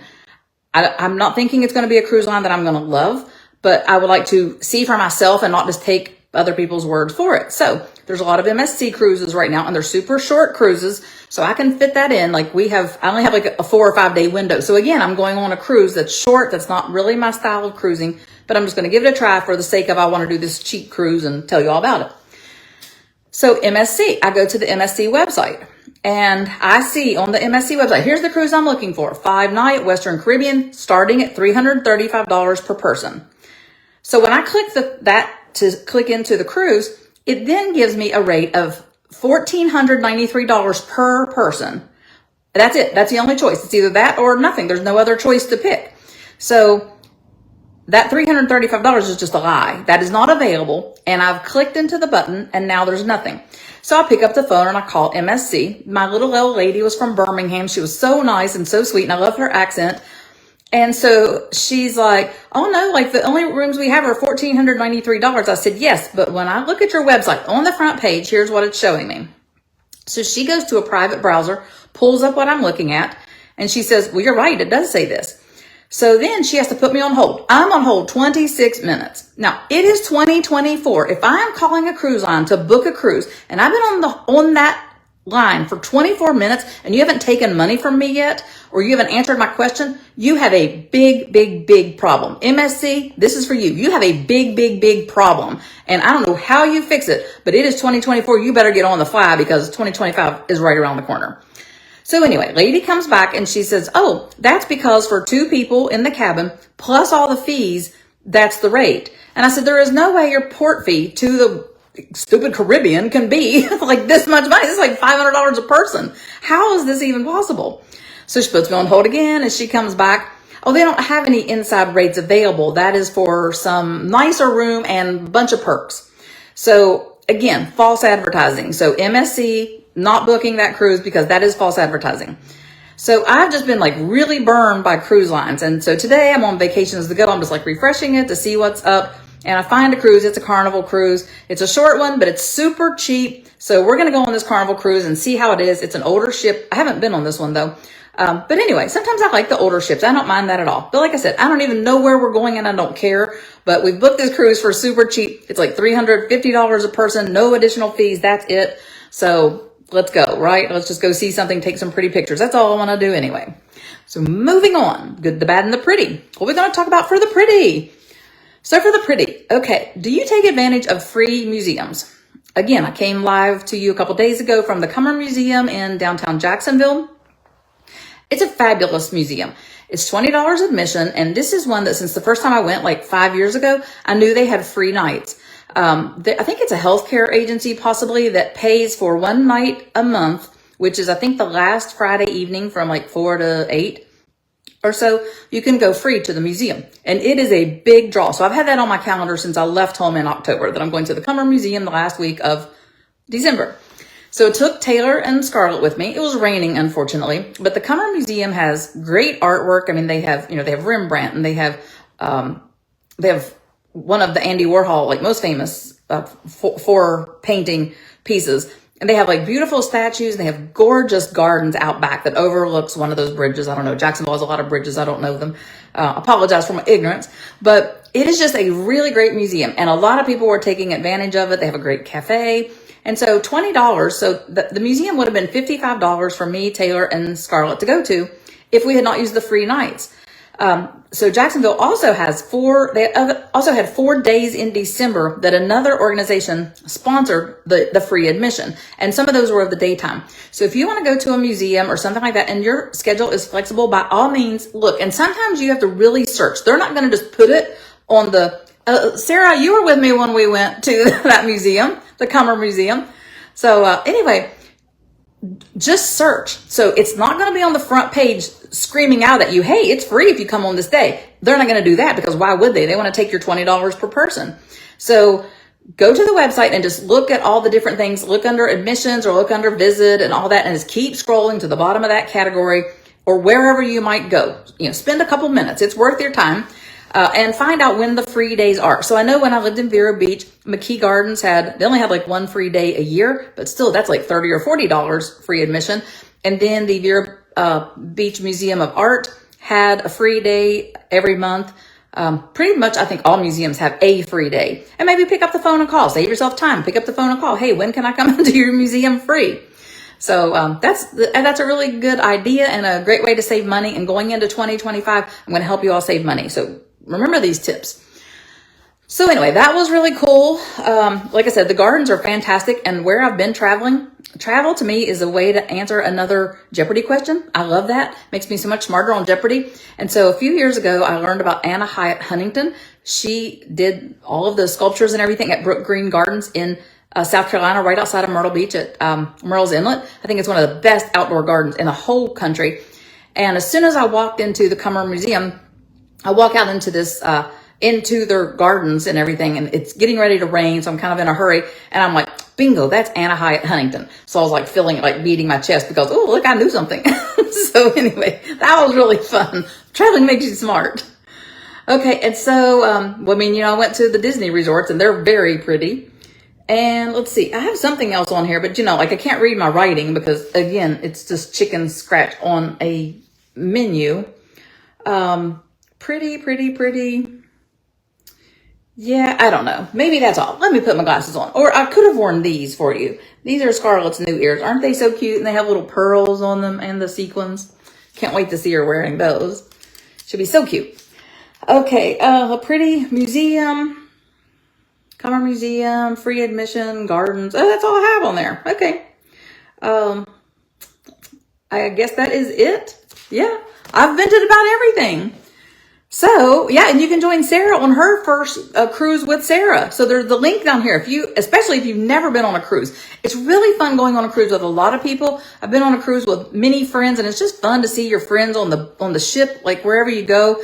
And if Katie Brewer ever watches this, and Susan might be on here right now too. We were on a cruise together, the first major European cruise I did. And it was one of the best ever. It was the, oh gosh, how did they call that one? It was all of Scandinavia. Maybe that's what it was called at that time. It was just a Scandinavian cruise. It was kind of unheard of because they only offered that once a year. So that's how long I've been cruising. Like now you can do all these routes all the time. And back in the day, like when I did the Iberian Interlude, that was a once a year cruise with like 2 cruise lines. That's it.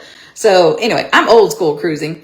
But anyway, so we did this fantastic cruise, very immersive. We went to all these like great Scandinavian cities and all that sort of thing. And we had to have 7 different kinds of money.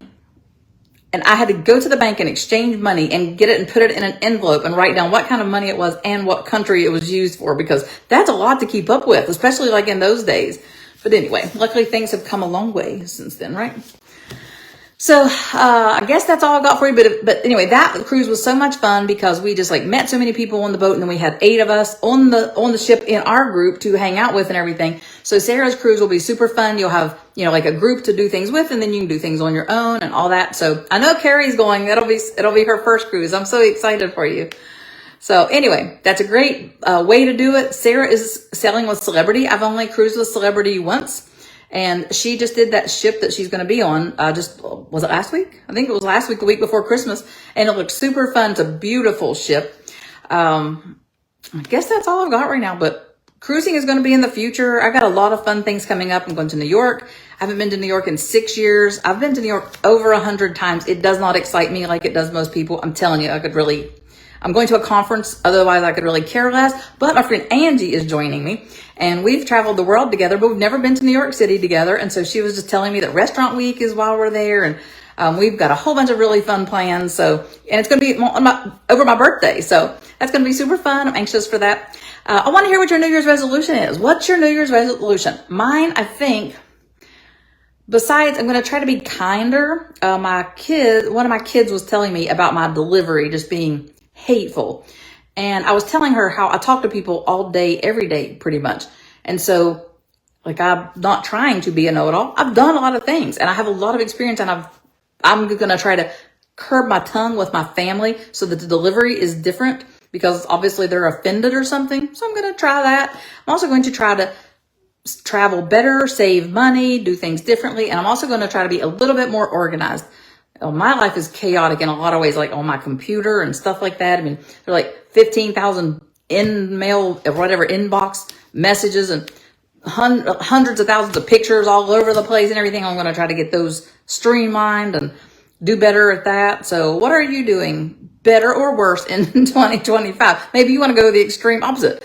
So anyway, I'm going to cover my gray. I haven't had my hair done since like mid-September, since I've been traveling, and it's blending in with everything. So you can't see me because like everything's just all the same color.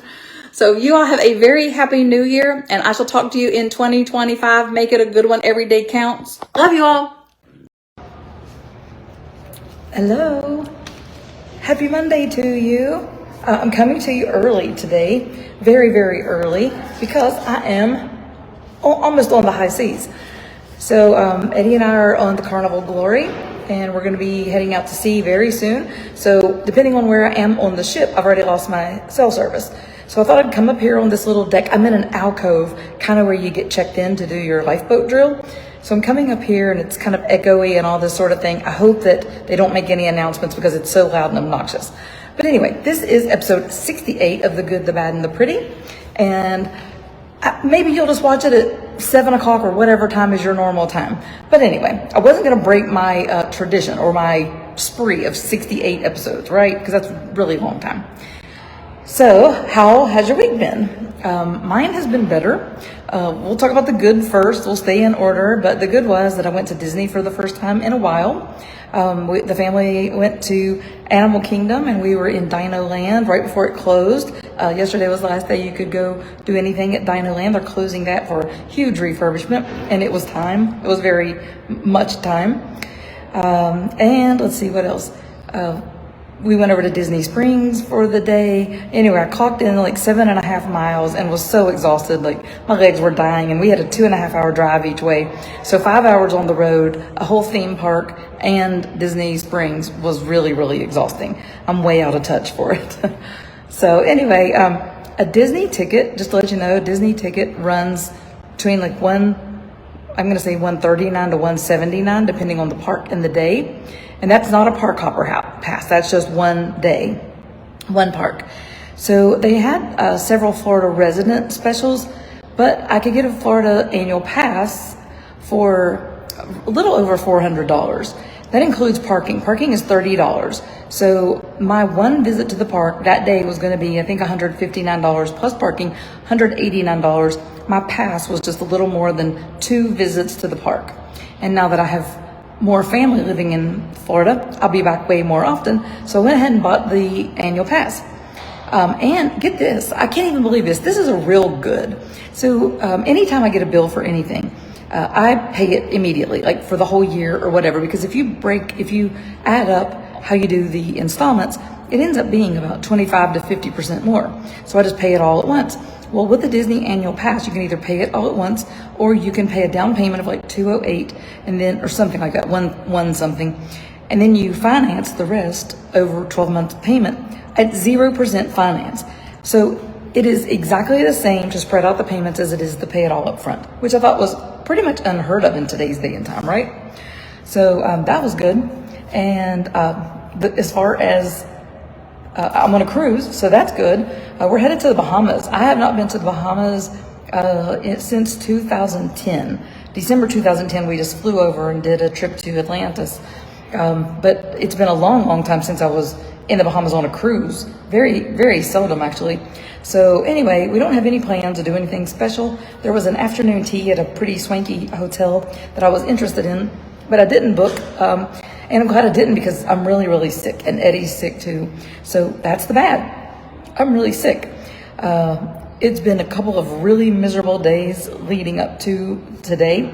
Yesterday I took myself to like an urgent care, and of course I'm traveling, so my insurance doesn't work. So $220 later, I found out I do not have the flu. I should not be contagious, and they think it could be on the verge of like pneumonia or severe upper respiratory infection. But anyway, I am armed with all kinds of medicines. They gave me a Z-Pack, they gave me prescription cough medicine, they gave me a steroid, they gave me all kinds of stuff. So I'm pumped full of drugs and Tylenol and Advil. So anyway, I'm on the mend, but honestly, like Eddie and I were just both nestled in our stateroom, because it just feels so good to just lay down in the cool air on those nice crisp sheets and just relax and do nothing, because it was exhausting getting in here just because we're sick and very winded. Like even my oxygen rate was like really down. So anyway, that is the bad for me. And the pretty. Okay, so again, we went to Animal Kingdom, so got to see lots of animals, and the park is just beautiful. Anyway, I walked over to Pandora. Flight of Passage, I was going to ride Flight of Passage, but it was an hour wait. I don't have it in me to wait. And you can pay like $19 or something to go to the front of the line. I don't mind that, because I only want to ride generally one thing at each park. But it was already sold out for the day. It was the only thing that was sold out. It was the only thing I really wanted to ride. That ride is so much fun. If you haven't done Flight of Passage, oh my God, you should. It's so fun. So anyway, we didn't do a whole lot. We just took a bunch of pictures, but that's always fine with me. We had a couple decent little snacks. We went over to Disney Springs, more great pictures. My family's all into Legos right now, so they had to go to the Lego store there. And anyway, that was just really pretty. And again, we are on a cruise ship. It's been a while since the last time I sailed with Carnival was 1 week before the world shut down. Taylor and I were on a Carnival ship, and when we were in port, I was in St. Thomas, and nobody was there. I have pictures of all of St. Thomas pretty much just dead. And the shopkeepers were all coming up to me, because I was one of the only people off the ship. And I walked into town, and that's a really long walk. And all these shopkeepers were coming up to me, and they were like, "What's going on? You know, where are all the people?" And I said, "The world's shutting down. Like, I mean, do you not know? Like, we have something going on. We didn't even call it a pandemic. We didn't have anything to call it at that time." But anyway, we got off the ship in Miami, drove to Orlando. I flew to a conference and was there for 4 days. Then I drove to Taylor's house, and then the world shut down. So I got in my happy little cart and I drove myself back to Vero Beach. But anyway, what a memory. So what's pretty? Tell me what's pretty in your world this week or today or something of that. I'm glad I'm not in the snow, though it's been super cold in Jacksonville. But I've seen some beautiful snow pictures, and especially a lot of my West Virginia friends. They've posted some really great snow pictures. There's been a lot of snow there this year. So anyway, I hope you all are doing well, and I hope by the time I see you next week, I'm going to be well. I'm going to be in New York City this time next week, and the week after that, I'll be back in Nevada. So anyway, I hope you all have a great week ahead, and thanks for tuning in, even though I'm way, way early. Bye-bye. It's start. Hey, what's going on? Welcome to The Good, the Bad, and the Pretty, episode 65.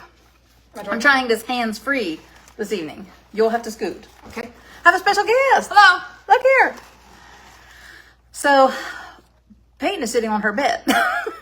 In my Give Up on Life pants. Oh, so anyway, welcome to The Good, the Bad, and the Pretty. Again, it's episode 65. Hey, Taylor. Let's see, can we bring them on video? Do we want to bring Taylor on video? We won't this time. Okay, so the year's coming to a close. Are you ready for it? Have you done everything you wanted to do this year? Have you accomplished everything you set out to accomplish? Speaking for myself, I am an Aquarium, so my life changes all the time. I never know what I'm doing from one minute to the next, and that works for me. So my year's been just really good. So, however, some of my family members have not had the same year. They've had some challenges, and as Taylor said, unpredictability. How's your year been? I said earlier I could not have predicted one single thing that happened this year.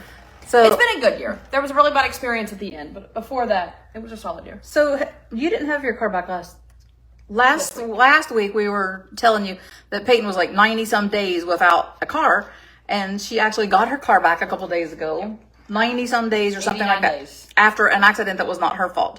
I mean, she has just been through the craziness with insurance company. And probably a normal person could not have rolled with those punches and all that sort of thing, because she's literally just had to live with family and hang out for 90 some days. So anyway, and she has a dog. So, mind you, like, everybody doesn't allow a dog and all this. So it's been a challenge. But anyway, I've spent more time with my family this year than probably since they lived at home. And that's a good thing. Plus, we have Blake too, and Scarlett. So it's been a really good year for me. But if there's something you wanted to do this year that you have not done this year, then by all means, get it done. Like, I don't want to say the time's running out, but like next year, you'll probably have new challenges and goals and all that sort of thing. And do you set goals for yourself? I am a goal girl, so I love to have a challenge or something like that. So I'm kind of changing everything I've done in the blogging world over in the next year, or changing a lot of it. I'm doing a lot of new things and just dabbling in some things and all that. So I'm anxious to see where that takes me. If you don't know, Peyton has social channels as well. So my grand dog is Rooney. You can follow her at Rooney Roams. Hey, Linda. And Peyton, are you even doing your channels? No. I was a little incapacitated mentally from this accident. Okay. So I have all the content. Taylor made me a schedule to keep me through November 4th with content. So I'm good to go. But no, it was a rough close to the year. So when I talk about the good, the bad, and the pretty, we're going to just stop for a second and we're going to talk about the good. Is that like everybody in our family has a role to play, and we all just get along so harmoniously. And sometimes I look at these big families that have, like 20 and 25 and 30 people and everything, and I'm just a little bit envious. And then here's the 6 of us, and we just coexist. We do so many things together. And like tonight, Blake cooked some shrimp. I cooked macaroni and cheese. I'm making fudge. Taylor made homemade focaccia. She made snickerdoodles. And so Taylor makes a guideline for us for like every day throughout the holidays, so we know what we're doing morning, noon, and night. And it just cuts down on some of the chaos and some of the, well, what are we doing, and the questions and all that sort of thing. So everybody needs a Taylor in their life, right? Yes.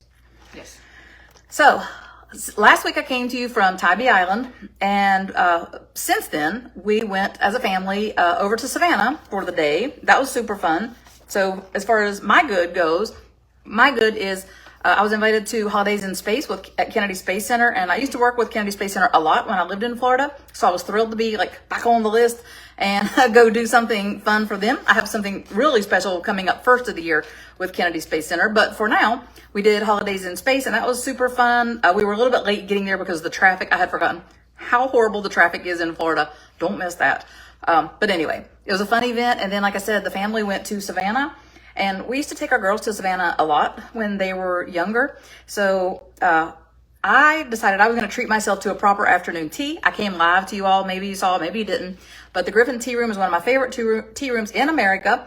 And lo and behold, Peyton took her dog to Savannah. So, of course, the dog can't come in this fancy tea room. And she ended up boarding Rooney for a few hours. So she and Scarlett, she just ran into Scarlett on the street. My granddaughter, she ran into the family on the street in Savannah. So she and Scarlett joined me for a proper afternoon tea. And so Peyton loves a good afternoon tea, so I was glad to share with her. Scarlett had never seen one before. Now, mind you, she didn't venture into drinking tea or anything. And she skipped all the rows of the dishes, on the 3-tiered thing, except the top one where the pastries were, because she will try any pastry. Doesn't matter. It could be Play-Doh that looks like a pastry, and she would try it. Mm-hmm. So Peyton, what was your good in the past week? Hi, Pam. Hey, Pam. I got my freaking car back. Yeah. I've got my car back and everything feels new. If you ever spend 3 months in a rental car, you're going to forget what your car was like, and it's going to feel like a brand new experience. Rooney had a good week. There's a good dog park in Jacksonville if you happen to be in the area. I mean, my week's been solid. Did my first Lego set for the first time in a while. Worked some puzzles. Rewatching the OC. Oh yeah, so last night we started as a family rewatching the OC. We've been working a lot of puzzles. We usually are a gamer family, so we usually like play all kinds of games. And right now, like we've been into a puzzle phase for like the past month or so. So they have this very big house, and there is not like a main table in this huge living room. So there are all these like fold out tables, and they all have like Lego sets on them or puzzles or all this sort of thing. We look like a real studious like family. So Yeah, anyway, well, keep you entertained. yeah. So that's been good. And did you have a good time in Savannah? Yeah. Okay. I don't know. It was super pedestrian friendly. I am what I would like to call an expert in dog traveling, and that is a super pedestrian friendly city. You can walk everywhere. They took what was the bus you took? The hop on, hop off. Yeah, the trolley tour. Old And Town Bernie Trolley. and I just walked around, like whenever I had Bernie before I boarded her, we would just walk and meet them because it really took less time to walk it than it did for them to travel by trolley. So if you're in Savannah, you can clock 8 miles super easily because everything's within walking. But she didn't get the story behind all the stuff we were seeing. So there's that. I can read. In fact, I think I've done an Old Town Trolley tour in Savannah probably about 5 times. And I love it because every time they tell you something different, and it's always like really good information. So I love that. Okay, so what was your good for the week? We asked Scarlett what her good was, and she couldn't think of anything. She's opened a Christmas present every night, and I'm sitting here, so I'm too big for you to see all the presents that are behind me. But Taylor and Blake are really bright. They let Scarlett open a present like every night for a while because there's so much, she's just overwhelmed. And back when I was thinking, when our kids were young, we went to my parents' house on Christmas Eve where they got a ton of stuff. And then we went to Eddie's parents on Christmas morning, and Santa came. So within 24 hours, they had a year full of toys. And I would go home and put up like half the stuff for 3 or 4 months later because they didn't need all those toys at one time. So anyway, Scarlett has had a field day, and everything she gets, oh, I always wanted that. Oh, I always wanted that. And I was just going to show you one cute little thing she got. So if you're familiar with Melissa and Doug, they make like the best kids toys.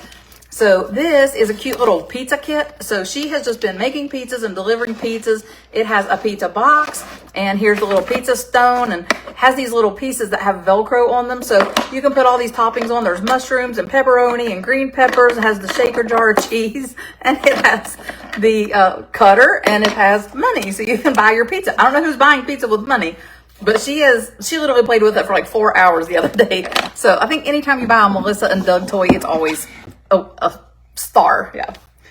Okay, so we're going to move to the bad, the good, the bad, and the pretty. So Peyton's going to go first on the bad. Take it away. Go ahead. It leads into what you were going to say, so you go first. Okay, so what I was going to say, which was a unanimous decision by my family, because, I just think like, what am I going to talk about on the good, the bad, and the pretty? And I think about it in 2 minutes, and I usually jot it down on a little chiclet of paper. Well, Taylor, again, the fancy daughter, bought me a really fancy notepad. So on this very thick piece of paper, she actually wrote out my stuff while I was cooking. So, and I can actually read it because I don't need the glasses. It's so big. So what we were going to talk about is we rented a house at Tybee Island for a pre-holiday getaway. And when you're doing Airbnb, there's lots of ways you can rent houses. We've done a few on Airbnb, and here is my qualm. My qualm is this. There's no rhyme or reason how they figure out the taxes and fees. So like let's just say it says $900 for X number of days. Then with tax, it could be $1,000, meaning like it adds the state tax or city tax or whatever the tax is, or it could be $1,500. That's not including the cleaning fee. That's just what they call taxes and fees. So I don't know what the fees are, but if you're using Airbnb, like I am going for the best bang for my buck.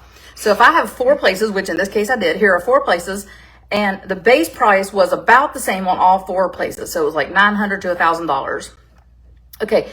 When you added that fee in, one of them went up to $1,700. One was like $1,500. And I think the other one was $1,400. And then one was like $1,000 and some change, $36 or something.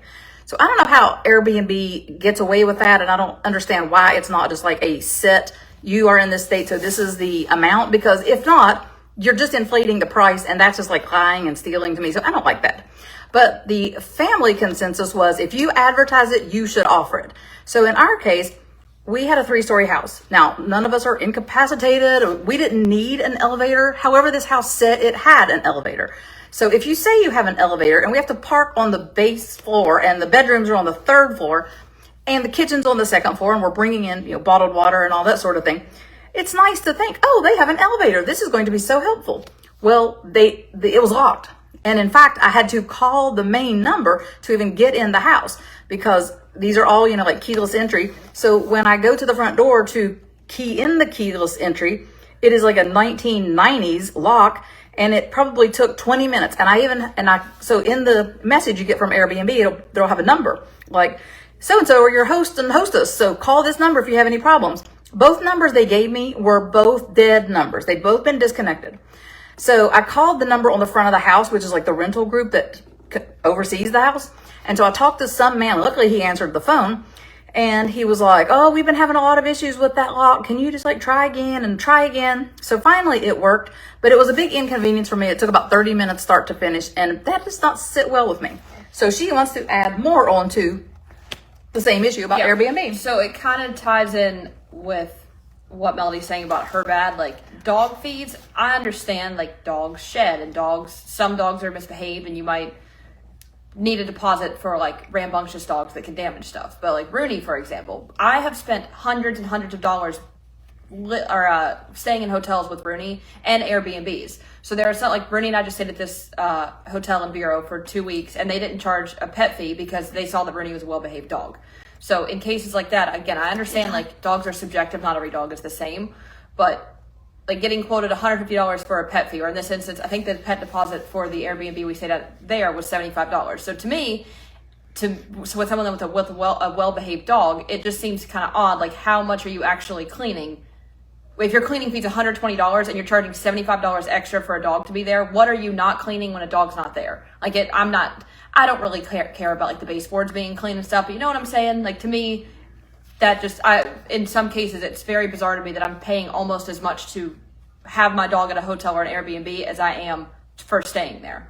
Mm-hmm. And there have been times this is a different experience, but in Palm Springs, I was quoted $150 a night for a pet fee. That's insane. When my hotel is $150, you're charging me $150 for my dog to stay there. Well, and that's Marriott too. Marriott charges either $100 or $150, but that's per stay. So the same for one night as it is for 30 days, which I think is astronomically overpriced. So that's why I quit staying at Marriott properties when I had a dog and I was traveling with a dog. Yeah. So what are your qualms with pet travel and all those add-on fees? Do you have any of those issues about add-on fees? Because in my thinking, kids are a lot more destructive. So do you start adding a per kid fee? It's kind of the same thing. Yeah. But just to point out on what you were saying, there was not a dog fee. So I searched Airbnb for dog friendly places, and this place listed dog friendly. However, it did not list an additional fee on the main checkout. So not until I got the email confirming me did it say there's this additional pet deposit. And I don't know, Eddie paid for it, so I didn't even look to see if they charged us for a pet fee or not. But to me, again, if you did not state that in the beginning when I agreed to this and gave you my credit card information and all that sort of thing, you shouldn't be able to come back and charge me later. So, yeah. So 2025, I am a stand your ground girl, and I'm going to stand and argue till the death over things that I'm getting charged for, or services that should be a certain level and they're not. And I'm going to be even more diligent about chasing the money and all that sort of thing, and not accepting the poor service. So just to give you an example, Eddie and I went to a pizza place in Savannah, and in Atlanta. And I might have mentioned this earlier, but we went to this pizza place, a very popular pizza place. And they arbitrarily add a gratuity to your menu or to your bill. So I understand that. You're in Atlanta and tipping is different for people all over the world. So I understand you want to take care of your staff and everything. I don't object to that. But if the service is not there, if your people can't even come give me a refill because they're too busy standing around talking to each other during a busy time of day, I'm not tipping you that well. I'm just not, because you are in the service industry. So you have to provide a service. It is not just a given because you showed up for work today that you get a tip. So I'm going to be bitchy melodies coming out in 2025 because I'm going to be I'm going to be harder than ever, just because money is hard to come by. Prices are so high and all that sort of thing. And you better be doing your job or I'm not paying it. So, yeah. I feel that way about bartenders. After bartending for so long, if you are a terrible bartender, I get it. Yeah. It bothers me. I feel you. So what's the one thing you think we can move into 2025 and do better with our pennies? What can we cut back or whatever? Cut our pennies. So go East Bank. That's right. Open up that can at East Bank. Okay, and for the pretty. I mean, I got this pretty baby right here. So, I can't believe, like, this is Peyton's 30th Christmas. So, Yeah, hard to buddy. believe. Okay, so mine says, I don't even know what that says. Oh, I do know what. So, Peyton and I went to Holidays in Space at Kennedy Space Center. And we heard Elon was hanging out in the area because there was a launch, and we kind of learned where he hangs out. So let's go see if we can meet Elon Musk. And I was really bummed because we were supposed to meet Elon at one Kennedy Space Center event a long time ago, and he had to cancel. And so they sent some guy from some tech company in California in his place. But anyway, it was kind of a bummer. But anyway, so we just take our little selves down to Cape Canaveral just to go over to the Port Canaveral, sorry, and see what's going on there. I hadn't been there in a couple of years. And so, it's like really dark by this time. And the Disney Treasure was there. So I went live just to show you what the Disney Treasure looks like. It was sailing the next morning, first sailing. And it was just really beautiful. So we were just sitting there, just, checking out the port. And we actually walked in several of the restaurants over there because they have a lot of really nice restaurants, and one had live music. I mean, it looked really, really fun, but we ended up going to, where did we go to eat? Rusty's. We went to Rusty's and had some peel and eat shrimp, and just hung out, had some fish dip. You're in Florida, you gotta have fish dip. So anyway, that was really fun and really pretty. We FaceTimed Scarlett and showed her because she's crazy about Disney, and she went on her first Disney cruise for her birthday. So we showed her what she can dream and wish for the next birthday. She can wish for the really fancy Disney ship. And let's see. And like I said, we popped in 4 restaurants. That's a really cool place that you can just like walk into the restaurants and see what you think of them. One of them was dead as can be. Like, if it's this dead and this boring, I don't want to eat here on what night was it? A Friday night? It was like a Friday night or something like that. And then, like I said, the one was like super busy and like really, really busy and had live music and everything. But we just wanted to like scope them all out. And then we were just tired of walking. So we'll just stay at Rusty's. That's a good one. Anything else for pretty? You got anything to talk about pretty besides your dog? I mean, we're in an area where the Christmas decorations are really amped up. So every night that I take my dog for a walk, it's mighty nice to walk through. And Yeah. I'm not really one to cash in on Christmas activities, and there have been quite a few things in the area. I think it's nice to see all the Christmas And we stuff. have one in a few nights. We're going to go over to Deck the Chairs over in Jacksonville. Sarah and I did that once when we were on a press trip up here, and that was fun. And if you, like I said, I've only been to Jacksonville for a few days, but it was a fam trip. So when I'm on a familiarization trip, I'm going to know Jacksonville as good as somebody that lives here. That's just how I roll with any kind of press trip. So I know a lot about Jacksonville, even though I was only here for that short amount of time. But there is a theater here called the Alhambra Theater, and it's a dinner theater. Every seat in the house is good. The meal is good, and I think it's around $65 a ticket, or 50, maybe it's even 50. I don't know. But fantastic performances. And in fact, Sarah and I went to A Christmas Story. I think it was. I don't even know. We went to see something, A Christmas Carol or A Christmas Story, something. We went to see it there, and the food was like 10 out of 10. It was fantastic. And then we went the next night to the really fancy, like the PNC Center or whatever it is, the one where the tickets are like $150 or $200 a ticket. We stayed until half, and then we left because the performance at Alhambra Theater, which is the local theater, was way better. And the people at the local theater have performed like kind of all over the world probably. So if you're in Jacksonville, like, I highly recommend it. So I'm hoping to see a show before we head out and head back to Nevada. But the Christmas shows were all sold out. They sold out a long time ago. So anyway, and that's pretty and fun and good. So how are you spending Christmas? What are you doing for the holidays? Here's what we're doing. And as soon as we hang up here, I'm going to make fudge, and we're going to open a Christmas gift because like the tree is kind of full. So that's going to be fun. What are you wishing for Christmas? I never really wish for anything for Christmas. I like getting cards. Like, I love a good heartfelt card with lots of words in it. That's always been my favorite thing. And Taylor usually buys me lip gloss kits and bubble bath, and those are 2 things I use all the time. And she's had a hard time finding them this year, and I don't have a bathtub because I'm living in an RV right now, so I'll be okay on that. But what are you doing for the holidays? Are you spending them at home? Are you spending them with family? Have you already had your family get together? We've been like, just cooking different kinds of food, and we're having like a for real deal meal, turkey, ham, and all that sort of thing on Christmas Day because Blake works. Otherwise, he works at a hospital, so he hardly ever gets every holiday off. So anyway, I'm anxious to cook the normal like holiday meal, and I ask everybody to just pick one dish because typically it can run away from me and it can be like 17 things, and we don't have room for that and we don't have time for that. There's all of us living in this one house at the moment. I mean, our RV's here. All of us, six of us, and a dog. So anyway, everybody just picked an item, and then, okay, well, this person gets 2 items. Oh, well, I want these 2 things. So it still turned into like 10 or 12 things. But anyway, all is good. And Taylor's making us a sweet treat every night. So we get something new and sweet every single night. So what was last night? What did we have last night?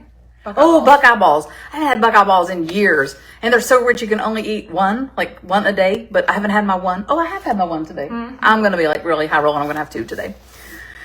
So anyway, I hope that you have a fun week ahead, and I will be talking to you one more time before this year is over. And I'm going to ask about your New Year's resolution. So I want to hear what they are. Be thinking about what you're resolving to do. And don't set yourself up for failure. Like, I'm not ever going to set myself up and be like, I'm going to quit drinking caffeine. No, that's not going to happen. I'm going to lose 70 pounds. No, that's not going to happen.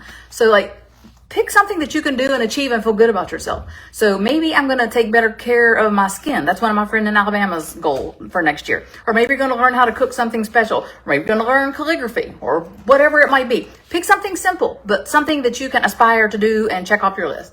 So you all take care and check in on your homies. It's the holidays. I've been talking to some people that are going through rough stuff. So check in on your homies. Let everybody know that you love them. No better time, right? You all take care. Merry Christmas.